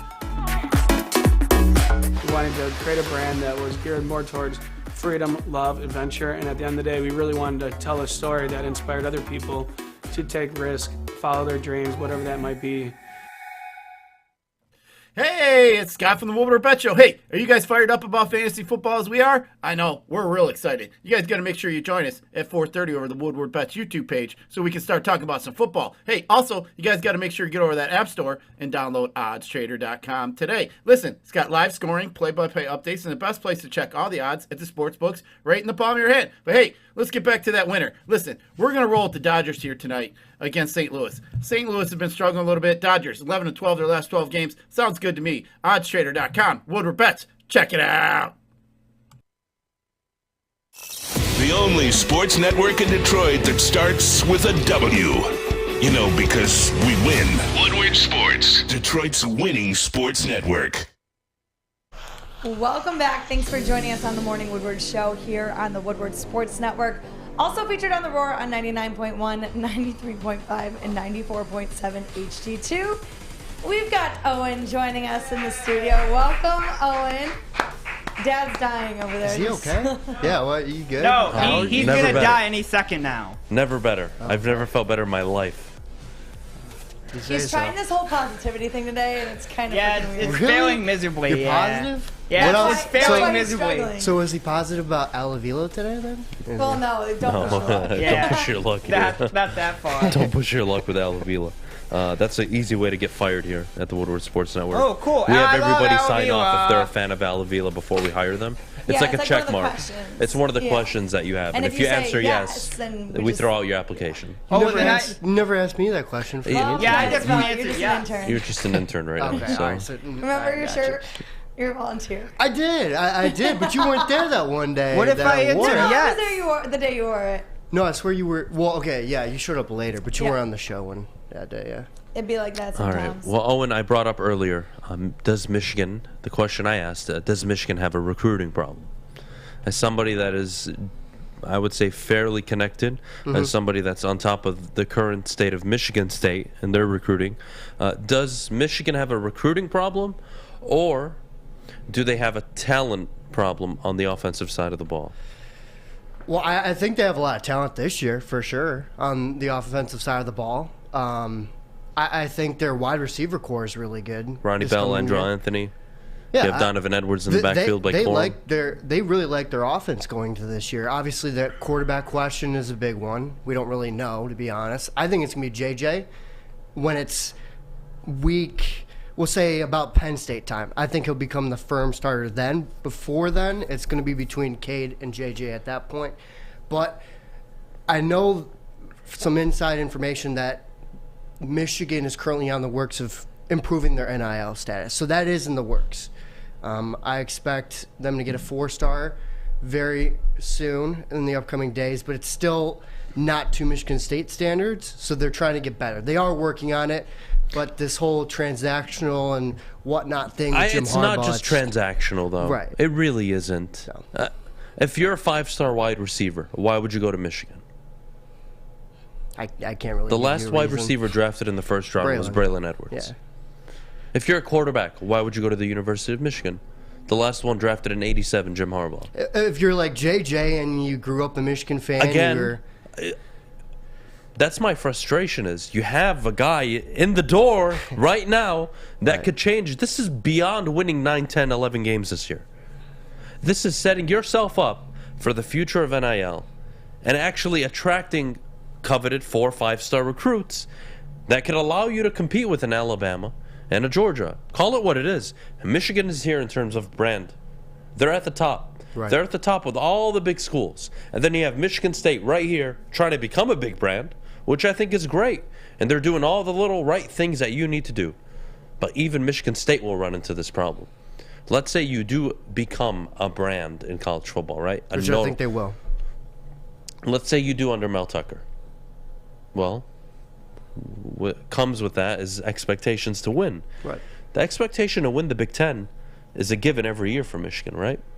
And Ohio State, yeah. And Ohio State, but we're just Right, focused on the okay. 2 Michigan teams. That's a given every year. It doesn't change. Well, how are you going to win the Big Ten when you haven't won it for 18 years? You finally win it this year. Are you going to go another 5, 10, 15 years before you win it again? And my concern it's is, gonna get even harder is with the Jim Super Harbaugh Conference. is Jim Harbaugh going to adapt? He lost his defensive coordinator. He lost his offensive coordinator. Yeah, they're dynamic on offense, but if Cade McNamara is the quarterback, are you excited about Ronnie Bell and Andrell Anthony? Or if J.J. McCarthy is the starting quarterback, do you become more intrigued by that offense? Donovan Edwards, Ronnie Bell, Andrell Anthony, Blake Corum out of the backfield. Michigan's offense this year, I could argue, could be the second best offense in the Big Ten if J.J. McCarthy is the starting quarterback. But if he isn't, where would you put him? What are we doing here? What is it? If it's Cade starting, where would you put him in the Big Ten, like rankings-wise for offense? It probably could still be second. You could make the case, but you probably third or fourth. You could put him behind Purdue, depending on their talent that comes back this year. They did lose the Biletnikoff winner, so that was tricky. But they have a hell of a quarterback. Casey Thompson out. You have a dynamic quarterback there. There's potential in the Big Ten, but I don't think anybody, not even Michigan State, has the offensive potential Michigan has this year. The only team that has a better potential, a higher ceiling on offense, I think is Ohio State. I think Ohio State has so much offensive potential that we're talking like 2019 LSU potential. That's how good I think they are going to be. And that's what I've heard. Travion Henderson, we saw him. CJ Stroud, he's that good. Their wide receiver core is even better than Michigan's. It's a dangerous, potent offense. The only question is how good their defense is going to be, and they have a lot of assets going to this season for that. It's a question if you're going to be able to keep up with them. I think it's going to be a different ball game at the Shoe this year for Michigan, Ohio State. Will they be able to stay with them at pace? I don't know, to be honest. And that's why you probably will need JJ in that game, if we're being honest, to start. Again, you go look at the average amount of five-star recruits that are part of the national champions over the last 20 years, and you compare that number to Michigan, it's disgusting. It's disgusting. And I'm not going to share it with you. You all can go research it. I think another point, too, as well, obviously we talk about how JJ should be the starter and whatnot. What if he fails? That's another five-star. Well, and then you Michigan, have a coaching problem. And you have a guy that is supposedly the quarterback whisperer, that is a damn good college football coach. But I'm sorry, guys, you aren't winning a national title with Jim Harbaugh if you don't adopt NIL. You get more dynamic wide receivers and a dynamic quarterback. That's where college football is going. USC will be in the Big Ten not too long from now. And they are going to fuck the shit out of every team in the Big Ten except Ohio State. That's the reality. And we should be having that conversation about Michigan. We could about Michigan State in 3-4 years. Who knows? But that's what kills me, is Michigan has the brand. They have the appeal. 3 of the 5 most watched games in college football last year involved Michigan.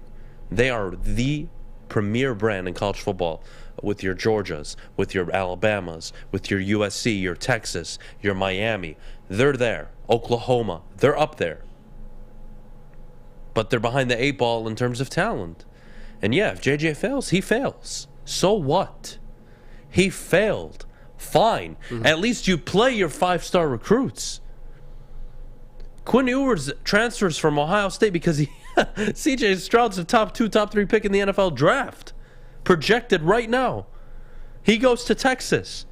Texas doesn't have a problem bringing him on board and then recruiting Archie Manning.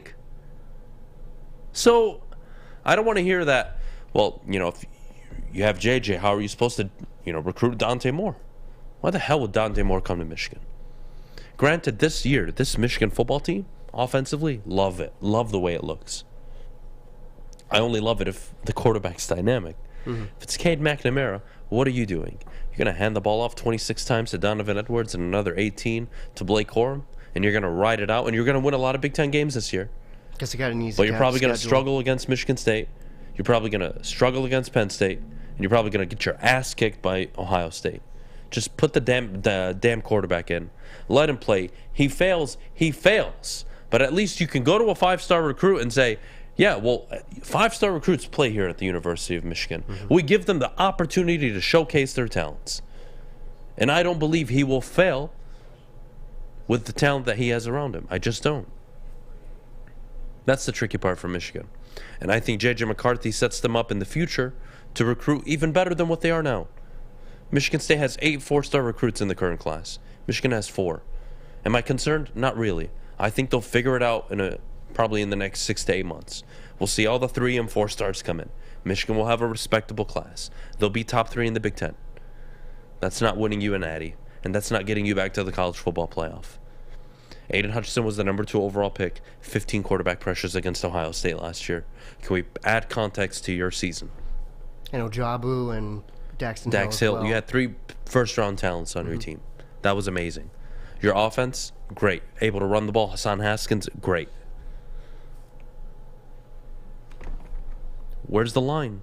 When do we accept that either you're going to adopt a better way of playing football, or you're going to stick to Bo's way and we're going to run the ball 55 times a game and we're not changing our mind. 3rd and 17, you're damn right we're running the football. That's what's going to happen. Now, I don't think that's good. Even Michigan State, their first real season under Tucker. Peyton Thorne set the quarterback record for most touchdown passes by a Michigan State quarterback. That's nice. And we had a Doak Walker Award winner. And you had the best running back in the nation. With mine as well, the fact that our offensive line was not that good. It got way too much credit for what it was. And you saw against Ohio State, it fell apart. At times against Michigan, Kenneth Walker just broke out. So that's a big thing that I'm looking for this season. Are they going to be able to perform to the standard that they did last year? There's a lot of holes with that offensive line this season. All right, well, we're going to take a break. When we get back, Amino, and we'll continue the conversation and transition a bit to the NBA. But before we do, I need to tell you about Planet Fitness. Your fitness is essential. Sign up today, $0 down, $10 a month. Get started with Planet Fitness today. Make sure you let them know Woodward Sports sent you. Check out any Metro Detroit location that they have or visit planetfitness.com. At work and at home, we're there with smarter security solutions. Featuring complete automation with customized alerts and more. For over 90 years, we've been the company that's been counted on to protect what matters most, all with personalized service and care. Right now, for a limited time, receive a free video device plus free installation with a new home system. Guardian Alarm. We protect Michigan. When you need apparel, there's only one place to go. Big Frog in Novi. With no setup fees, no artwork fees, no minimum, and a 24-hour turnaround, you can have your whole team outfitted in no time. Embroidery, direct-to-garment, vinyl, and screen printing, Big Frog has it all in all the styles you want. So whether it's a sports team, fundraiser, school event, or corporate needs, Big Frog is your one-stop destination. Visit bigfrog.com/Novi or call 844-4-BIG-FROG. Get a shot up. This is for the win. All of Detroit's sports teams live on Woodward. All of Detroit's sports coverage lives on Woodward Sports. Driving the best in Detroit sports coverage. At Alta, uptime matters. Alta Equipment has everything you need to get the job done. So if you've got a big project coming up, look no further. Alta Rents has got you covered. Give them a call today at 844-GO-TO-ALTA. Alta Equipment, where uptime matters. Oh, man. Here we are back on the Morning Woodward Show. I am dying. Now. You should be more excited. Why? What happened to positivity? Yeah, there we go. You're just like, welcome back to the Morning Woodward Show. You should have been like, welcome back to the Morning Woodward Show, everybody. It's Fantastic Tuesday. Fish, it's hard for me to have a Fantastic Tuesday when you're in the room. Oh, wow. All right, I'll leave. That is so rude. Say you're sorry. I'm not sorry. What's the rule on this show? We don't apologize. Fish, get your ass back in the booth. Where do you think you're going? Leaving. You're not leaving anywhere. You don't leave me, I leave you. Wow. You would be doing us a favor. That's a bit dramatic. Maddie, shut the hell up. No. Let's have Maddie host. Yeah. Be my guest. Tomorrow Here, it's going to be me and... I'm chilling. Yeah, get the hell out. Bye. Well, see you later. The show would be very different. It'll be God. Speaking of better, uptime, maybe. We're back on the morning show, Taco Tuesday, here on the Woodward Sports Network. Finally. Only if people are fucking nice to me today. Whoa, Hey. whoa, whoa. Hey, how? Whoa. Hey. All right, miss, I woke up on the wrong side of the bed. Jesus Christ. Try being me. I don't want to be. Exactly. So I do. I'll I wanna pass. be I don't want to be me, so. This feels hostile. This is a Maddie issue, Fish. Stay out of it. All right, here we are. Says the one that tried to hook me up with her. That's a different conversation, Fish. I mean, it's public, so it's. Are you guys officially broken up? Is that a thing? Oh, wow. I know she cheated on you like a day in, so. Getting married to Michael, so I don't know what to tell you. Yeah, so that'll be yes. I'm sorry, Fish. We'll find you a better woman. wow. I mean, I promise you. I'll find you a girl that doesn't cheat on you an hour after the wedding. It'd be like that sometimes. I'm not worried about it. I just live my own life. Yeah, I know, buddy. I know. All right, you mentioned to me before the break, Big Ten West. Mhm. Who do you see winning it? I got Purdue because of their schedule. And I think that equates into a lot of things, especially if they're West. They don't have to play Ohio State, Michigan State, or Michigan. That's like a cakewalk right there. All you got to do is beat Wisconsin on the road. You have Iowa at home. The first game of the season, this is a kind of an interesting fact. It's Penn State versus Purdue. That game was traded from ESPN to Fox for Joe Buck. I think that's an interesting tidbit, but I think that game really just rides on who wins that one, because that could really change the tide for Penn State. And I don't think they're going to win the East, but it could set them in the right direction for sure. All right, obviously the obvious pick is Ohio State to win it all this year. I think they run the table. I don't see a loss on their schedule, so I'll pass Ohio State for now. Mel Tucker, Michigan State, third game against Jim Harbaugh and Michigan under Mel Tucker. Did they go to 3-0, or is this the year Michigan rights their wrongs? Very early, by the way. You can change your mind later. Yeah, I was going to be like, whoa, because we don't even know the quarterback situation. If I told you it was Cade McNamara starting. I don't have I mean, I like Cade, In the big but house. I don't love Cade. You know? I think Ohio State wins the East. Oh, well, no. I'm just talking your head-to-head matchup with Michigan. If For I told Michigan you Cade's the starter against Michigan State at the big house. See, I thought going into that game for last year we're talking about, I thought for sure it was going to be Michigan win that game. I told some student section members that. I remember being on the field and I told them that. It was 3 quarters in, I still thought we were going to lose. And then something happened. It was magical. But I think, like, I don't want to pick against them, but I think Michigan does win this year. It's unfortunate, but we'll see. We'll have to see how this team's looking. Even with especially Cade as the injury-wise. starter. I feel a lot better if Cade was a starter. But I don't That's think, kind of the I don't think he perception will I be. have. I think J.J. McCarthy just adds so much to this football team. It's a pancake schedule, or excuse me, cupcake schedule to start the year. Those first 4 games, you're going to win if I was the quarterback, so it's kind of irrelevant at this point. So let J.J. go out there. Let him earn the job. And if he struggles and you're 4-0, put Cade in. Fine. I'll live with it. But don't you dare rob me, Michigan fans, and really just college football of seeing that kid play on the field with the talent they have this year. Because we're going to stick to the Michigan ways. This year, we're going to hand the ball off 47 times a game instead of 49. So we're becoming more progressive.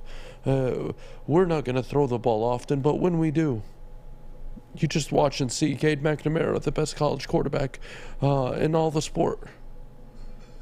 Kill me. Kill me. I have to watch Michigan hand the ball off 57 times against Iowa this year, or Penn State. Like, again, you want to attract players?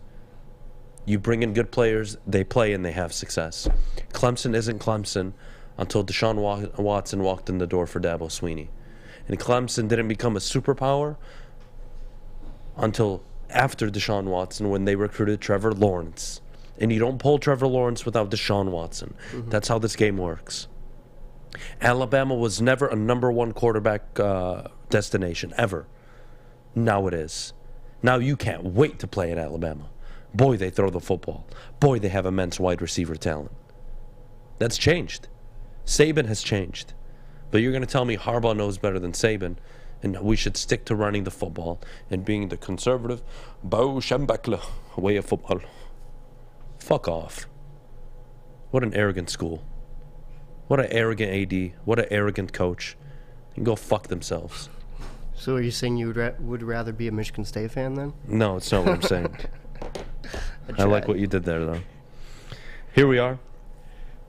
We're going to go to break. When we get back, mailbag time on the morning show. Ask any and all questions, whether it's about my voice that's going away, Fish being a bitch, I'm always Maddie that, so always that's being fine upset with me. with me, or Alex Westfall always rubbing his nipples. That's on you to decide what questions you will ask this morning. But before we go, I got to tell you about the Mulligan, the preferred and only drink of the summer, whether you're on the golf course or hanging out in the backyard with Fish and Alex. Make sure you try a Mulligan at any local golf course near you, and of course, visit TotalWine.com. And as always, please drink responsibly. Life is full of hard choices. We're here to make one of life's biggest decisions as simple as possible. My name is Christina Gennari, and for over 20 years, I've helped hundreds of families buy and sell homes. We cover all of Metro Detroit and more, from large luxury homes to starter homes. We will work hard to make sure that you get the home of your dreams. So if you're in the market today or even thinking about buying or selling in the future, make the obvious choice. Christina Gennari, the obvious choice in real estate. Visit us at soldchristina.com today. Ciabattas, summer salads, and dip shakes. All at Big Boy. Try a chicken club, chicken cordon bleu, or sunrise ham and cheddar. All on our grilled ciabatta bread. Or keep it light with our Michigan apple, chicken Caesar, or Greek salad. And don't forget to cool off with a frosty hand-dipped cookies and cream or strawberry shake. You heard it here first. Summer just got better. Make sure you're listening to Woodward Sports all day long. Start your morning with the Morning Woodward Show. Spend middays with Big D Energy. Watch and listen your drive home with the bottom line. And don't forget about Woodward Bets Daily. All live, all right here on the Woodward Sports Network.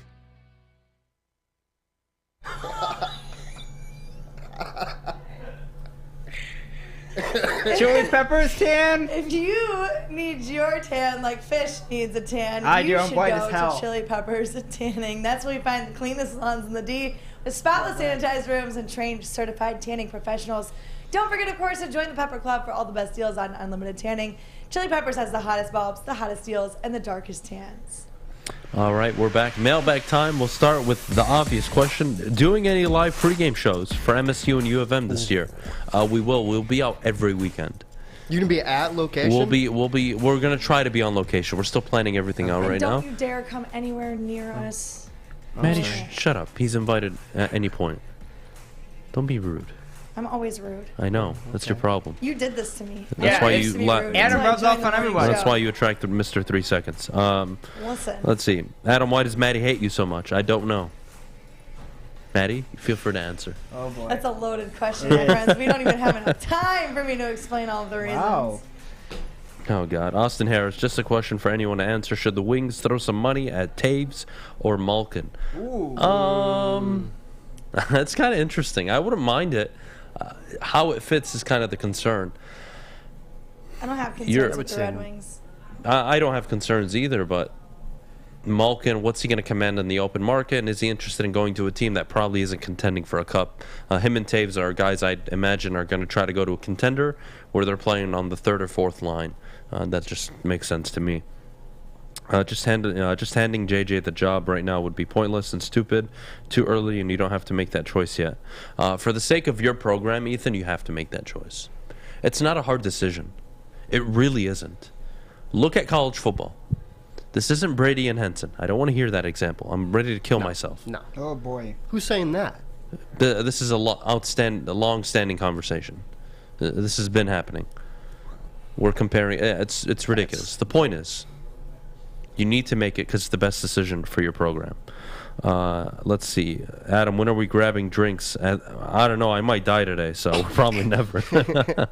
Probably never. Let's see what else we have. Would you introduce your mom to Zach Wilson's mom? Absolutely. Ooh. Man, Zach Wilson can do whatever he wants. I'm chilling. Zach Wilson is the person of the year, in my opinion. Talk about a guy standing up for human rights. Zach Wilson. Mr. Mormon himself. Yeah. Isn't that funny? Remember his mom wanted to like protect him during the draft and everything? Like, he's so innocent. Good and luck. all Well, that whole Mom, he's thing. banging your best friend, apparently, so. You do How's that realize, working? even though they go to a Mormon school, it doesn't necessarily mean they're Mormon. Okay. Adam, be honest with us. You will be betting on West Virginia versus Pitt or Utah at Florida, and no, because they are such bad games, quote unquote. No, I won't be. Yes, you will. No, I don't bet on games that I don't have a good insight on. You'll see a great odd pop up, and you'll One, just I'm not click watching that West button. Virginia Pitt. I'm just not. Well, I think it'll be a good game. The Utah Florida game. I would take Utah. From now, I would take Utah on the upset. From now, like that's a game that makes sense to me as a bettor. But I'm not gonna watch it. I'm not gonna spend my Saturday morning, my Saturday afternoon, my Saturday evening watching Utah Florida. That's not appealing to me at all. I'll be betting one of them. I won't be watching either. Zach Wilson literally went from 0 to hero. I mean, talk about being Zach Wilson. You're gonna show up to camp in a few days, in a few weeks actually, and everybody in the locker room is gonna dab you up, and you're gonna be a hero. Talk about winning the locker room for the wrong reasons. Everyone's talking about him like he's got so much hype now. Everyone's like sophomore year breakout for Zach Wilson and everything. It's crazy what one report and one Instagram comment can do. I mean, we'll see. We'll see. Who knows if it's even true? They say it is, but Adam, you're the new GM of the Tigers. What's your first move and priorities? My first move is I move off of Candelario and Grossman. I move Soto. I move Fulmer. I load up the system, and I trade it all away for veteran pieces, players that can help me win now, and I'm going for the Central next year. And I'm also creating a budget of anywhere from $200 to $300 million in total spend for the upcoming offseason, and we're going to make some big signings. And on top of that, I really got to figure out what I'm going to do with my analytics, with my scouting team, because clearly it's meh. So we got to rearrange the front office. A lot of work to do, but I think those are the priorities. All right, what else do we have here? Adam, do you think Maddie would pull a Zach Wilson with one of her friends' dads? Yes, she would. She's already acknowledged she wants to sleep with my dad, so. And you tell me that's not true. I can't lie to the people. It is true. That as So, well. no, it's a true story. So she absolutely would. Well, he showed me a picture of his dad, and I was like, dang, that's your dad. Can I see a picture of your dad? Yeah. Here. Oh. You guys are so He's a funny. nice looking daddy. Let's see. Dad pick. Answer some mailbag questions while I find a picture of my dad on this phone. Let's see. More questions. Answer and ask. Let's go, There Maddie. are no questions in here. Guys, answer. Give What's some your goddamn favorite questions color? already. My favorite color? My favorite color is red. You guys are weird. What's your favorite color? Why are we Green. weird? My favorite No. color is green. Yeah, Typical it is. Spartan. I I'm don't not a know. Spartan. I grew up I wasn't talking to you, liking Adam. green. Shut the hell up, Maddie. My favorite color in preschool was pink, and then I got bullied into changing it. Oh. Sounds about right. Yeah, that does sound about right. Those boys will get you Aaron hard. is asking me how I am. People shouldn't ask that question. Adam, will you cry if Cade starts this fall? No, I will not. He's going to start in the So he fall, comes just fi- so you know. I won't cry. Adam doesn't cry. He I'm just- not a U of M Actually, alum. I don't care. I'm just trying to look out for your program. Do you not have any pictures of your dad? Maddie, who's your Not I don't have any recent, pictures no. of my dad. Why would I'm I a take horrible pictures son. of... You asked me to answer questions in the chat, and now you're not listening to me. All right, go ahead. Continue. They asked me who my favorite coworker is. All right, answer it. It's Adam, Damn right it is. just so everybody knows. Damn right it is. Who's your least favorite coworker? Me. My least favorite coworker? Me. 100% That's fish. easy. It's Yeah. definitely not Fish. That's too I'm definitely easy. not going to answer this question. Oh. You should, got it though, in her for the mind. people. Why didn't you just wait 2 minutes to find that picture? Hell, it's taking me longer than 2 minutes. I can't find a picture of my He doesn't have dad. very many pictures of his family. Yeah, I'm a horrible person. Sorry, guys. My goodness gracious. All right, don't look at me like that. I'm What's almost your there. favorite movie? Favorite movie, Godfather. Moneyball. Or Interstellar. I One of already the knew two. that about you. What did you say It's a yours good one. was? Moneyball. Moneyball. And then Fight Club second, right behind it. Oh, good one, good one. Who's winning the British Open? The British Open. Tiger Woods. I have no clue. No, he's not winning. I know. Jordan Spieth. No, he's not winning. I don't know. Matthew Fitzpatrick. Maddie, what's your sign? I'm a Leo. What the hell's a Go with Leo? that. What the hell's a Leo? It's the Zodiac Yeah, the sign. zodiac What's sign. What's Adam's? I don't know. I was born on the 30th Yeah, of January. I don't know. Yeah, I don't know. Screw Sorry, zodiac signs. I'm a Pisces. I don't. What the hell is that? What does that mean about him? It's an Aquarius. I'm an Aquarius. Sorry. And ooh, What does a water sign mean? it's a story of overcoming circumstance and fate. Here you go. What the hell? I threw in my phone. I will be getting up at 1:30 a.m. on Thursday to watch the British Open, though. That's How my do you dad. not? Here. Adam's dad's up there. Yeah, my dad fucks. Just so you all know. Anyways, Okay, we gotta go. It's we gotta go. That's it. right at 10 the 10 o'clock o'clock here on the You're Morning Woodward Show. advanced, self-reliant, clever, exceptional, and optimistic. Damn. Oh, That wow. is so Signs are What's not... up, bitches? What is it? An Aquarius? A Cap? What is it? Aquarius. I'm an Aquarius, mother. Let's go. That's it for today's show. Argument. We'll be back tomorrow. It's going to be a fun show. We'll have a is. ton of guests on. It's going to be I'm going to enjoy it. Owen, thank you so I much am for coming too. in. Appreciate you as always. Everybody good have a job, great Owen. rest of your day. I'm going to go die. Oh, okay. Bye.